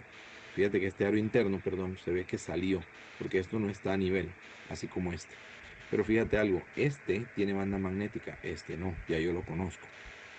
¿Qué ocurre? Este que tiene banda magnética no lo desarmaron, está bien, quiere decir que lo instalaron en el lado correcto. ¿Por qué falló? Desde afuera yo no puedo ver marcas, pero cuando yo lo abro, yo empiezo a ver, por ejemplo, esto, mira, inclusiones metálicas. Ah, ok, este fue el que se fatigó, ¿no? Ya yo veo el aro y veo qué fue lo que pasó. Fíjate que a mí esto, ver marcas internas, déjame ver si puedo hacer zoom un poquito más. Ver marcas internas en el aro a mí me ayuda, en los sellos, por ejemplo, a mí me ayuda a ver si ha habido golpes o fuerzas aplicadas en áreas que no debía. Este sello no tiene por qué estar corrido, pero este sello hay un detalle. Es de este aro. Y este aro es el que se extrae del cubo de rueda donde queda este arito interno. Entonces yo sé que este lo extrajeron, o sea, al momento de extraerlo del aro del donde quedó pegado allá, es que se le corrió el sello, ¿ok? Pero las marcas internas me dicen otra historia. Eso se lo explico después con calma cuando veamos fallas como tal solito. Entonces, todas estas marcas a mí me dan pistas.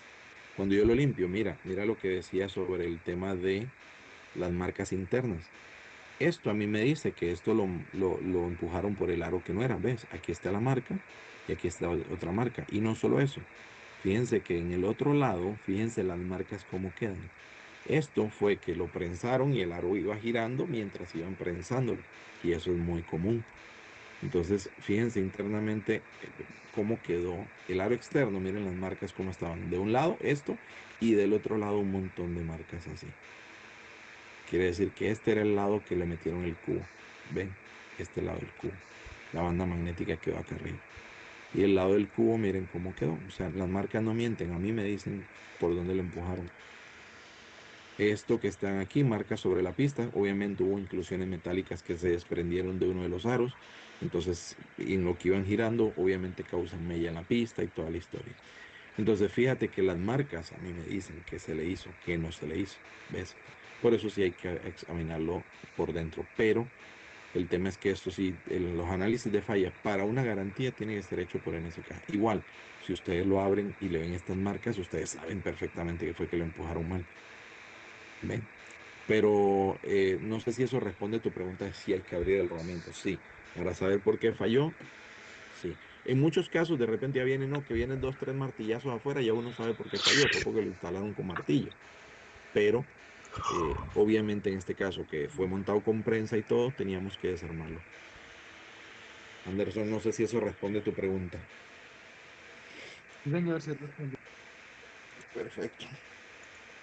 Entonces, ¿alguna duda? Sí, una ¿Alguna pregunta, consulta sobre lo que hemos... Bueno, cuéntame, Julio. si es que por lo menos el tema del zumbido, de pronto que es la mayor frecuencia de garantía, eh, usted dice por lo general es por el tema de instalación, pero entonces, ¿cuáles serían Ujú. las otras causas que puede ser que puede estar ocasionando ese zumbido? Sabemos de que el mayor es tema de instalación, pero ¿cuáles serían las otras? Mira, esto es una buena pregunta y les voy a comentar. En el pasado, y de hecho en la parte industrial se hace mucho una práctica muy común. Déjame voltear a esta, aquí. Hay una práctica muy común en industria, que es, yo voy a montar un rodamiento, yo tengo que tomar medidas del eje y del alojamiento, del housing. Un eje se puede deformar, ¿ok? Ya sea por uso o por la cantidad de recambios que se han hecho. Cada vez que tú montas un rodamiento en un eje, produce un desgaste, ¿sí? ¿Qué ocurre? El eje no solamente se puede deformar a lo largo, puede torcerse, por ejemplo, sería una causa de falla para los rodamientos, si yo monto eso en un eje torcido. También si tiene desgaste, ¿qué pasa si de repente yo ajusto todo esto, pero el cono, por ejemplo, este cono, si se monta aquí y esto tiene desgaste, el cono puede empezar a girar sobre este eje, ¿ves? Entonces ahí yo tengo un problema y acá también. Uno dirá, bueno, pero ese era cono y copa, sí, pero estos, cuando aquí se monta el cubo de rueda, rara vez la persona, el mecánico, va a fijarse si el cubo de rueda está deforme, si está ovalado, no está circular, si se torció por el calor, por el peso. A veces sobrecargan los vehículos y nadie se fija si el eje está bueno o no. El housing aquí donde esto va montado en la mangueta, nadie se fija si está en la medida correcta, muchas veces ni siquiera si está correctamente limpio. Entonces, ¿qué pasa? Hay componentes externos que pueden causar daño al rodamiento y muchas veces ni se fijan en eso. Ah, no, pero mira, yo reemplacé el cubo de rueda para poner uno que está nuevo, sí, pero montar uno chinito de mala calidad que se tuerce fácilmente y va a ir y marca el rodamiento y puede tener efectos porque la carga se va a distribuir incorrectamente toda la historia. Entonces, ¿qué pasa? Lo que más común nos ha sucedido a nosotros es que montan de repente el rodamiento lo mejor posible, está bien, no fue lo ideal, pero no lo dañó tanto, pero no se fijó en los otros componentes. Entonces es muy común que también haya algunas fallas porque algún otro componente estaba mal. Pero sí te voy a decir una cosa. Hasta ahora, yo no te miento, yo creo que como el 99% de los casos que hemos analizado son por mala instalación, por desgracia. Estamos tratando sí de minimizarlos, sí, pero el tema es, ¿puede haber otras causas? Sí, como eso, que utilizaron componentes que de repente hacen que el rodamiento falle. O sea, componentes externos al rodamiento, cubo de rueda, ejes deformes y demás. Pero incluso, mira, se lo voy a ilustrar de la siguiente manera. ¿Ustedes venden amortiguadores? Pregunta. Sí, señor. Sí. ¿Cómo pueden ustedes saber que un amortiguador ha tenido un efecto negativo sobre un vehículo? O sea, no es solo que se dañe y uno sabe que anda por ahí rebotando. De hecho, les cuento algo que me sucedió a mí. Yo tenía una camioneta Honda CR-V. Una vez se me dañaron los amortiguadores traseros, yo ni caso le hice, ni cuenta me di, yo me lo llevé y me fui de paseo. Cuando regresé, las ruedas traseras zumbaban. Y yo digo, rayos, ¿será que pisé algo? ¿Se dañó un rodamiento? Me dice mi mecánico, mira que tus amortiguadores traseros están malos, vamos a hacer una prueba. Cambiemos las ruedas de atrás para adelante. Las ruedas, aclaro, esas llantas tenían 5.000 kilómetros, estaban nuevas. Eran marca Bridgestone, eran buenas, o sea, me salieron carísimas. No eran, no era para yo sospechar de que, bueno, mira, algo sucedió. Resulta que cuando cambiamos las ruedas traseras hacia adelante, ahora el zumbido estaba adelante. Solo la rueda, o sea, solo el aro con la rueda. Los rodamientos se quedaron atrás, o sea, cada uno en su lugar. Entonces, ¿qué era el zumbido? Eran las ruedas. ¿Y qué fue lo que ocurrió? Como los amortiguadores en la parte de atrás se dañaron, el vehículo iba con un bamboleo, iba subiendo y bajando, que a mí no me afectó en la comodidad. La carretera yo iba a 100 kilómetros por hora, manejé durante 8 horas ida y vuelta. Yo sentí que era lo normal de la carretera, sí, pero ¿qué pasa? Los amortiguadores debían mantener el vehículo estable entre ese bamboleo. Como no lo podían hacer porque estaba dañado los amortiguadores, las ruedas se desgastaron de una manera deforme, no uniforme. Entonces ahora las ruedas estaban zumbando por desgaste no uniforme. Entonces, solo para ilustrarles cómo una rueda puede tener un desgaste de manera dispareja por unos amortiguadores que están malos. ¿Ok? Ya con el tiempo yo los utilicé, con el tiempo del desgaste normal, volvieron a su estado en el que ya no zumbaban. Pero ¿qué pasa? Unos amortiguadores pueden dañarte las ruedas. Asimismo hay componentes como amortiguadores, suspensión defectuosa, que pueden dañarte el rodamiento, porque piénsenlo así. La rueda del vehículo, o sea, el neumático, más la suspensión son los responsables de absorber los impactos en el vehículo. Ah, no, que mira que yo le recorté las espirales para ponerlo más rígido, más bajito para poder tener el carro racing. Ah, bueno, en el primer agujero que se llevó, lo que debía absorber el impacto no lo hizo, entonces eso va a impactar el rodamiento. Sí. Entonces el tema es, hay muchos otros componentes que obviamente si entramos en detalle nos salimos hoy. Pero el tema es que hay muchos otros componentes que rodean el rodamiento que pueden hacer que falle. Entonces por eso es que yo necesito abrir el rodamiento para ver dónde vino el impacto, básicamente. ¿Ves? Pero hay otra cosa. Yo normalmente, o sea, yo que soy el que hace los análisis de falla, tengo que estar muy, pero muy empapado con la aplicación misma. Entonces muchas veces a mí un análisis me demora algún tiempo es averiguando todos los datos de una aplicación, como por ejemplo esto. ¿Cómo sé yo que un rodamiento no le dieron el torque correcto? Cuando yo le pregunto al mecánico, ¿y qué torque le dieron? Ah, no sé. Ah, bueno, mira, eso llevaba este torque, 173 libras-pies. Ah, yo le di a lo que daba la mano. ¿Ves? Entonces el tema es, yo tengo incluso que llegar a datos como estos para poder dar un análisis de manera correcta. Pero el tema es, si hay otros componentes extra que puede que no sean los que no sea el rodamiento el que estaba causando el problema, pero a fin de cuentas falla por otras razones, no por calidad. No sé, Julio, si eso responde a tu pregunta. Sí, sí, señor. Otra pregunta con respecto a el tema de instalación. Bueno, más que todo estábamos hablando del Hub 1 que de pronto puede tener ese tipo de percance, pero ya estamos Ujú. en el Hub 2, Hub 3, significa que no voy a tener entonces ese tipo de problema de zumbido, ya que ya ellos van fijados de una forma de que no hay necesidad de usar prensa, decir que Bueno, se aquí elimina de viene, pronto esa falla. no del todo, y te voy a explicar. Mira, fíjate que este Hub 2, la brida que trae es para agarrarla al chasis, ¿ves? Sí. Pero fíjate, si yo voy aquí a la parte de Hub 2, ahí está, Hub 2, aquí. Fíjate que este Hub 2 que está aquí, tiene estos pernos para agarrarlo aquí, a la mangueta, ¿ok? Y ahí va agarrado. Yo no usé prensa ahí, pero todavía tengo que meter este cubo de rueda aquí en la parte de adentro. Entonces el Hub 2 todavía yo tengo que meter el cubo de rueda, depende de la prensa.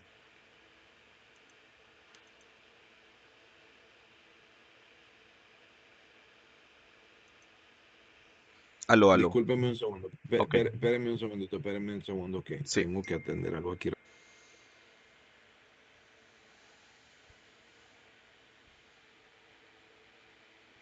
Disculpen. Mira, el tema con Hub 2 es que el Hub 2 todavía tiene aquí el cubo de rueda que tengo que meterlo con prensa. Uno. Y dos, toma en cuenta esto. Dijimos eso si usamos la prensa, pero todavía el Hub 2 sigue dependiendo. ¿Dónde está el Hub 2? Aquí. Sigue dependiendo de que una vez yo instalo el cubo, el torque que yo le meta a la tuerca dice si queda apretado o suelto. ¿Ves? Entonces, ¿qué pasa? Incluso el Hub 3, mira este Hub 3 que todavía no tiene el estampado aquí. Si él no tiene el estampado aquí, este eje que va aquí, la tuerca, todavía lleva un torque específico. Entonces, ¿qué pasa? Si yo no pongo el torque adecuado, porque ese todavía lo requiere, yo voy a tener problemas de esto o de esto. ¿Ve? Entonces, ahí es donde de todas formas va a zumbar. Entonces, sí, el Hub 2 y Hub 3 minimizan cada uno en mayor grado, el Hub 3 más que el 2, minimizan que algo como esto vaya a pasar, pero de todas formas hay indicaciones que hay que seguir. Mira, y además, mira este torque que está aquí, esta tuerca, esto es un Hub 2. Así que ahí tenemos un tema de que sí o sí, siempre y cuando haya torques, hay que respetarlos. ¿Ves? Pero es por eso. Entonces, el rodamiento todavía puede quedar zumbando, tal vez no inmediatamente, inmediatamente tal vez aquí porque metieron este cubo de rueda mal, sí, pero no, que quedó zumbando una semana después o días después, bueno, puede ser cualquiera de estas dos causas. ¿Ves? Y claro, puede haber otras causas por las que zumbe, lo que dijimos, un eje deforme, tal vez un impacto en la carretera. Oye, yo he visto tapas de alcantarilla que han partido aros. Si pueden partir un aro, ¿cómo no van a marcar un rodamiento por dentro? Entonces, o sea, el tema es que va a depender del tipo de manejo y uso también que se le dé. Entonces hay muchas cosas de por medio, ¿ves? Aclaremos algo. De repente yo instalé el rodamiento de la mejor manera. Tengo un pick-up que lo utilicé. Oye, mira, instalé el rodamiento, pero bien. Mano, y viene y lo ponen a jalar algo, lo ponen a jalar un barco, lo ponen a cargar un avión, que, oye, puede sonar absurdo, pero en Latinoamérica todo es posible. Yo he visto unas locuras con los vehículos, cómo los utilizan. Y entonces regresan y que no, esos rodamientos no sirvieron. Y la transmisión del vehículo y los ejes, ¿cómo le quedaron después de hacer esa fuerza? ¿Ves? Pero siempre, por desgracia, tanto el usuario como el mecánico va a tratar de echarle la culpa a un repuesto que le compraron y no al uso o instalación que hicieron, por desgracia. Entonces, ese es el tema sobre principalmente por qué fallan estos, ¿no? Pero obviamente hay muchas más razones. Lo que queremos que entiendan también es esto. Fíjense que NSK ha trabajado para tratar de que con el diseño que se le hace y los materiales que se usan y todo se minimice esto. Pero siempre y cuando eso no se haga, como lo dice el manual, el rodamiento siempre va a tener una posibilidad de que no llegue al final de su vida útil. Aclaremos, no todos van a fallar de una vez. Vimos rodamientos que de repente se instalaron bien y todo, le duró 100.000 kilómetros, 150.000. Que le duró, yo he visto taxis que les duran 40.000, 50.000 kilómetros los rodamientos, no NSK, el que monten. A veces le duran menos. O sea, la calidad del producto que monten es una cosa, pero una vez tienen el mejor producto que montan, un NSK lo montan, sí va a determinar no solo la instalación, sino el uso que se le da, cuánto tiempo va a durar. ¿Ves? Así que, pero bueno, esos reclamos por garantía, lo ideal siempre va a ser que contacten a NSK y nos lo hagan llegar para nosotros desarmarlo y decirle por qué fue. Pero lo que sí queremos que ustedes entiendan es esto. El rodamiento no va a fallar por calidad. ¿Ven? ¿Podemos determinar las causas por las que fallaron? Sí, pero créanme que por calidad no va a ser. Y eso por un lado a ustedes lo que queremos es que le den el respaldo, o sea, le dé la tranquilidad, la seguridad de que el respaldo que tienen no es solo que está un Dani Rojas aquí o está un Hanner allá en Colombia, no, sino el hecho de que, oye, la fábrica se ha tomado todos los detalles del diseño, fabricación y todo, para que ese rodamiento sea lo mejor que hay. Así que ahí tienen. Anderson, cuéntame. Perdón, Anderson. Julio, ¿te respondí tu pregunta? Sí, señor. Quedó respondida la pregunta. Gracias. Gracias. Ahora sí, Anderson, cuéntame. Dani, bueno, la pregunta en este caso, ¿qué herramienta se usa para darle el torque correcto según la ficha del fabricante? Y la otra, ¿qué posibilidades hay de tener de pronto como, bueno, ¿cómo le diría? Un afiche o una muestra por vehículo, ¿cuál es el torque que se le debe dar a las tuercas? Si es posible, de pronto como para al menos tener presente. Sí, mira, ¿qué se utiliza? Un torquímetro. Hay torquímetros manuales, o sea, mecánicos, que esos son de agujita, esos no se recomiendan. Porque esos no son tan precisos, no todos vienen calibrados de la manera correcta. Se requiere un torquímetro mecánico. Hay algunos torquímetros digitales, ya el que quiera y tenga plata para eso es otra historia, pero un torquímetro mecánico, no manual, no análogo. Sino ese que hace clac, clac, clac y suena, ¿ok? Ese que es de ajuste. Esa es la herramienta, o sea, de hecho, esa es la herramienta que se recomienda para todo taller profesional que sigue incluso los lineamientos del manual de mecánica del fabricante, es un torquímetro, ¿ok? Siempre. El detalle aquí es que hay gente que me dice, no, pero es que yo no tengo plata para un torquímetro. Oye, ven acá. El torquímetro, casi todo mecánico que haga mecánica general tiene uno. ¿Por qué? Porque no, que me tocó bajar el cabezote de ese vehículo. Eso lleva torque.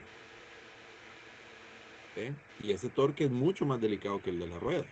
Entonces, ¿cómo ese sí lo torquean?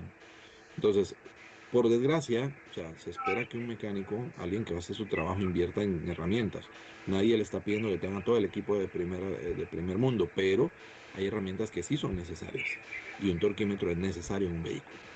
Entonces, un torquímetro de salida, uno. Dos, los valores. Por desgracia, te voy a comentar algo. Un solo rodamiento puede servir para diferentes vehículos. Eso siempre es sabido, ¿verdad? Y cada vehículo, aunque utilice el mismo rodamiento, va a tener un torque diferente. ¿Por qué? porque el vehículo tiene características diferentes. Puede que utilice la misma suspensión, el mismo tren delantero, por decir algo, pero ese rodamiento cuando va en una rueda trasera, o sea, hay rodamientos en Toyota, el Corolla, la rueda delantera se utilizó en el RAV4 en rueda trasera. ¿Ves? Entonces, ¿qué pasa? No es lo mismo porque en la rueda trasera de aquel lleva un torque menor que en el de este, porque la rueda de tracción en el Corolla es la rueda delantera, la RAV4 en ese va en rueda trasera y de repente no tenía tracción, era un 4x2, el motor del peso está adelante, no atrás, y así, factores que cambian. Entonces, por desgracia, sí, cada vehículo y cada rueda tiene su torque, delantera o trasera. ¿Qué pasa? Yo estoy trabajando en una actualización del catálogo en la que quiero incluir los torques por vehículo, pero ya te podrás imaginar que es casi infinita esa información. Entonces, aunque incluyamos eso, número uno, no está a la mano ahorita, y número dos, no todos se van a conseguir inicialmente. Pero ¿qué pasa? O sea, por el volumen que es. Yo lo que le recomiendo a la gente, hoy día tanto que la gente le pregunta a ChatGPT, yo lo que les digo es, mira, ve y pregunta, no a Chat, pregúntale a Google, ¿cuál es el torque de la rueda tal? Créanme que hoy día ustedes lo encuentran aún con mayor facilidad. ¿Por qué se los digo? Porque así es como los busco yo. Lo que pasa es que obviamente yo tengo que buscar mucha más información, pero esos torques yo los encuentro en Google, porque ahí están muchas veces los manuales, muchos no son públicos, a veces tengo que buscar un poquito más, pero hoy día ya tienen ese asistente digital que lo hace por uno.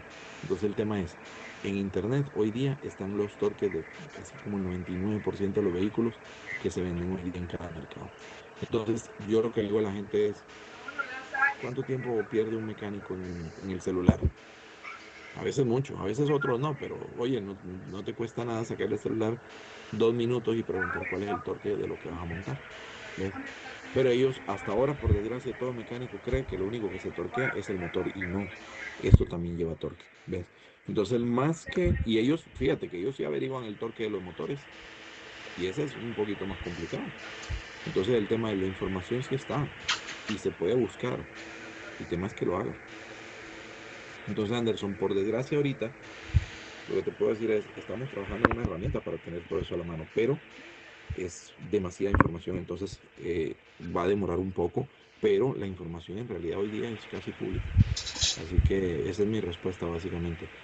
Creo que no lo va a satisfacer obviamente lo que uno espera, lo que tal vez ustedes esperan y necesitan, pero por el momento es una herramienta, y es una herramienta válida, porque lo que les digo, esos torques yo mismo los busco ahí y los verifico y sí, son correctos. Entonces el tema es ese.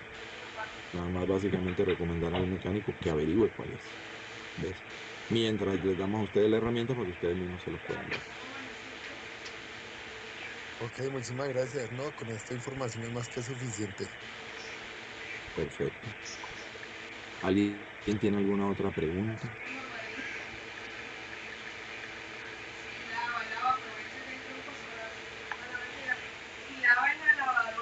Bueno, miren, obviamente no podemos hablar de todas las causas de falla. A ver, alguien aquí en el chat había puesto una pregunta. Déjame ver. Bueno, dice que siempre ha pensado que los rodamientos actúan como una especie de fusible y se dañan para evitar mayores daños en el equipo. Bueno, les voy a comentar algo. Los rodamientos de rueda, por desgracia, no son como un fusible. Los rodamientos de rueda, si un rodamiento falla, ustedes pueden perder una rueda. Y he visto accidentes donde un rodamiento falló, no le hicieron caso, empezó a zumbar, no lo dejaron, lo que sea, y he visto vehículos que se le ha salido la rueda. Entonces, en algunos casos pudiera uno pensar que sí, pero en el tema de ruedas, recuerden, todo es relacionado con la seguridad. Entonces, en ruedas el rodamiento es uno de los componentes más importantes en seguridad y de los que menos tienen que fallar. Entonces, esa parte sí es importante que la tengan en cuenta. Sí. De repente habrá otros componentes en los que sí, pero piénsenlo así. Falló un rodamiento de una polea tensora, de una correa de tiempo. Hasta ahí llegó esa correa de tiempo, hasta ahí llegó ese motor. Falló un rodamiento de una transmisión, se trancó, hasta ahí llegó esa transmisión. Trancó, se dañó un rodamiento de un diferencial, también hasta ahí llegó. Entonces, por desgracia, quisiéramos que sí sean así, como una especie de fusible que se dañó y evitó otro daño más grande, ¿Saben cuándo un rodamiento sí puede ser como un fusible? Cuando se le hace caso a las señales que da. Empezó a zumbar, espérate, de una vez, hacer pausa. No, que mira, que yo meto cambio y suena algo que está zumbando ahí. Mira, probémoslo en neutral, suena así, con clutch no. Bueno, vamos, bajemos esa transmisión a revisar qué fue. Y así, o sea, cuando un rodamiento zumba para avisar, ahí sí es un fusible. Pero donde se reviente ese fusible sí ya dañamos algo más grande.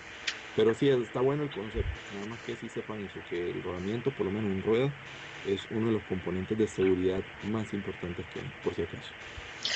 Dos preguntitas, señor Dani. Cuéntame, Julio. Por lo menos, ¿es recomendable casi siempre cambiar los dos rodamientos, por ejemplo, en ambas ruedas? Y en caso Esa dado, es una buena pregunta. si yo siento el ruido en una, o por lo menos la instalación le hice mal solamente en una rueda, al momento de cambiarla, tengo que de pronto, no sé, volver a cambiar las dos o solamente con una sola es suficiente. Esta es una buena pregunta, Julio. Gracias por hacerlo. Fíjate en algo interesante. Cuando yo cambio frenos, yo cambio izquierdo y derecho siempre, ¿verdad? Yo hago Sí. frenos delanteros, frenos traseros. Cuando yo hago suspensión, amortiguadores y demás, hago delanteros y traseros, no es de que izquierdo y derecho, no. Yo voy a arreglar suspensión, por ejemplo, amortiguadores, yo cambio los delanteros, el par. Suspensión, amortiguadores traseros, el par, porque ellos sí trabajan en par. Pero en el caso del rodamiento, el rodamiento trabaja individual, ¿ok? Se los digo porque, por ejemplo, ustedes ven, no, que un rodamiento serie BWD puede ser izquierdo o derecho, da lo mismo, porque ese no tiene orientación. Cuando nosotros hay rodamientos, por ejemplo, el de la Toyota 4Runner que tiene izquierdo y tiene derecho. Nosotros vendemos del lado derecho 3 rodamientos y del lado izquierdo 2 al mismo tiempo, en la proporción. O sea, ¿qué les digo? Miento. Vendemos el doble de lo que se vende del lado derecho de lo que se vende del lado izquierdo. En lo que vendemos 2 para el lado derecho, se vende solo 1 para el lado izquierdo. Esa es la proporción, 2 a 1. ¿Por qué? Porque fíjense esto. El conductor en Latinoamérica, ¿dónde está? En el lado izquierdo. O sea, él cuando va a pasar por un hueco, cuida su lado por donde él está. Pero vaya al lado derecho, allá es donde pasan por todos los huecos, todas las alcantarillas, se suben a las aceras, porque es el lado que menos miden. Entonces, curiosamente, el lado opuesto al conductor, o sea, el lado del pasajero, es el que más sufre en la suspensión, siempre. Y los rodamientos que más nos piden son para el lado derecho en este caso. Entonces, o sea, el lado opuesto al conductor. Entonces, ¿qué pasa, Julio? Como el rodamiento trabaja individual, ustedes cambian el rodamiento que se dañó, básicamente, en ruedas. Si ustedes bajan un diferencial y nada más un rodamiento está zumbando, se recomienda cambiar todos. En transmisión, 1, 2 están zumbando, se recomienda cambiar todos. Entendemos que la economía no da para eso. Entonces hay gente que nada más cambia el rodamiento que está zumbando. Perfecto. En transmisión, en diferencial, sí es así. Fíjense que en poleas, ustedes tienen un sistema de correas de tiempo. Una empieza a fallar, uno cambia todo, la correa y las poleas. Entonces esas sí trabajan en conjunto. Pero en ruedas, cada rodamiento trabaja independiente. Entonces, que se me dañó el derecho delantero, nada más cambié ese, no hay problema. No es como la suspensión, que yo requiero que trabaje en conjunto, no. En ruedas eso sí trabaja individual. ¿Ok? Ok, muchas Pero es gracias. muy buena pregunta, Julio. Gracias. La otra, ¿tenías otra pregunta? No, no, ya iba de la mano con eso, ya está respondida. Ok. Ok. Pero bueno, muchachos, les pido disculpas porque sí nos llevamos más tiempito del que pensábamos, pero es que creo que la conversación estuvo buena. Hay muchas más cosas que decir en general, pero miren, también hay mucho material que ustedes han visto hoy. Yo lo que quiero es que ahora esto que vimos se lo lleven, empiecen a notar, empiecen a ver, porque ustedes van a empezar a ver cosas que antes de repente no le prestaban tanta atención. Anoten las preguntas que tengan o los casos que tengan. Lo que vamos a hacer es que después este es el tercer módulo. Si quieren, después del cuarto o quinto módulo, podemos hacer una sesión solo de preguntas y respuestas y ver causas de fallas. ¿Ok? O podemos verlo al final de los módulos, como quieran, pero vayan anotando esas preguntas. ¿Ok? No sé si alguien tiene alguna otra pregunta para que nos podamos ir, porque ahora sí tengo una reunión a las... Dani, una pregunta. ¿Este material nos lo Ande. pueden compartir de alguna forma? Mira, el material impreso no, porque hay obviamente cosas que le pertenecen a NSK y no podemos, pero yo lo que puedo hacer es, tengo que revisar dónde está el link, yo tengo un link donde uno se puede meter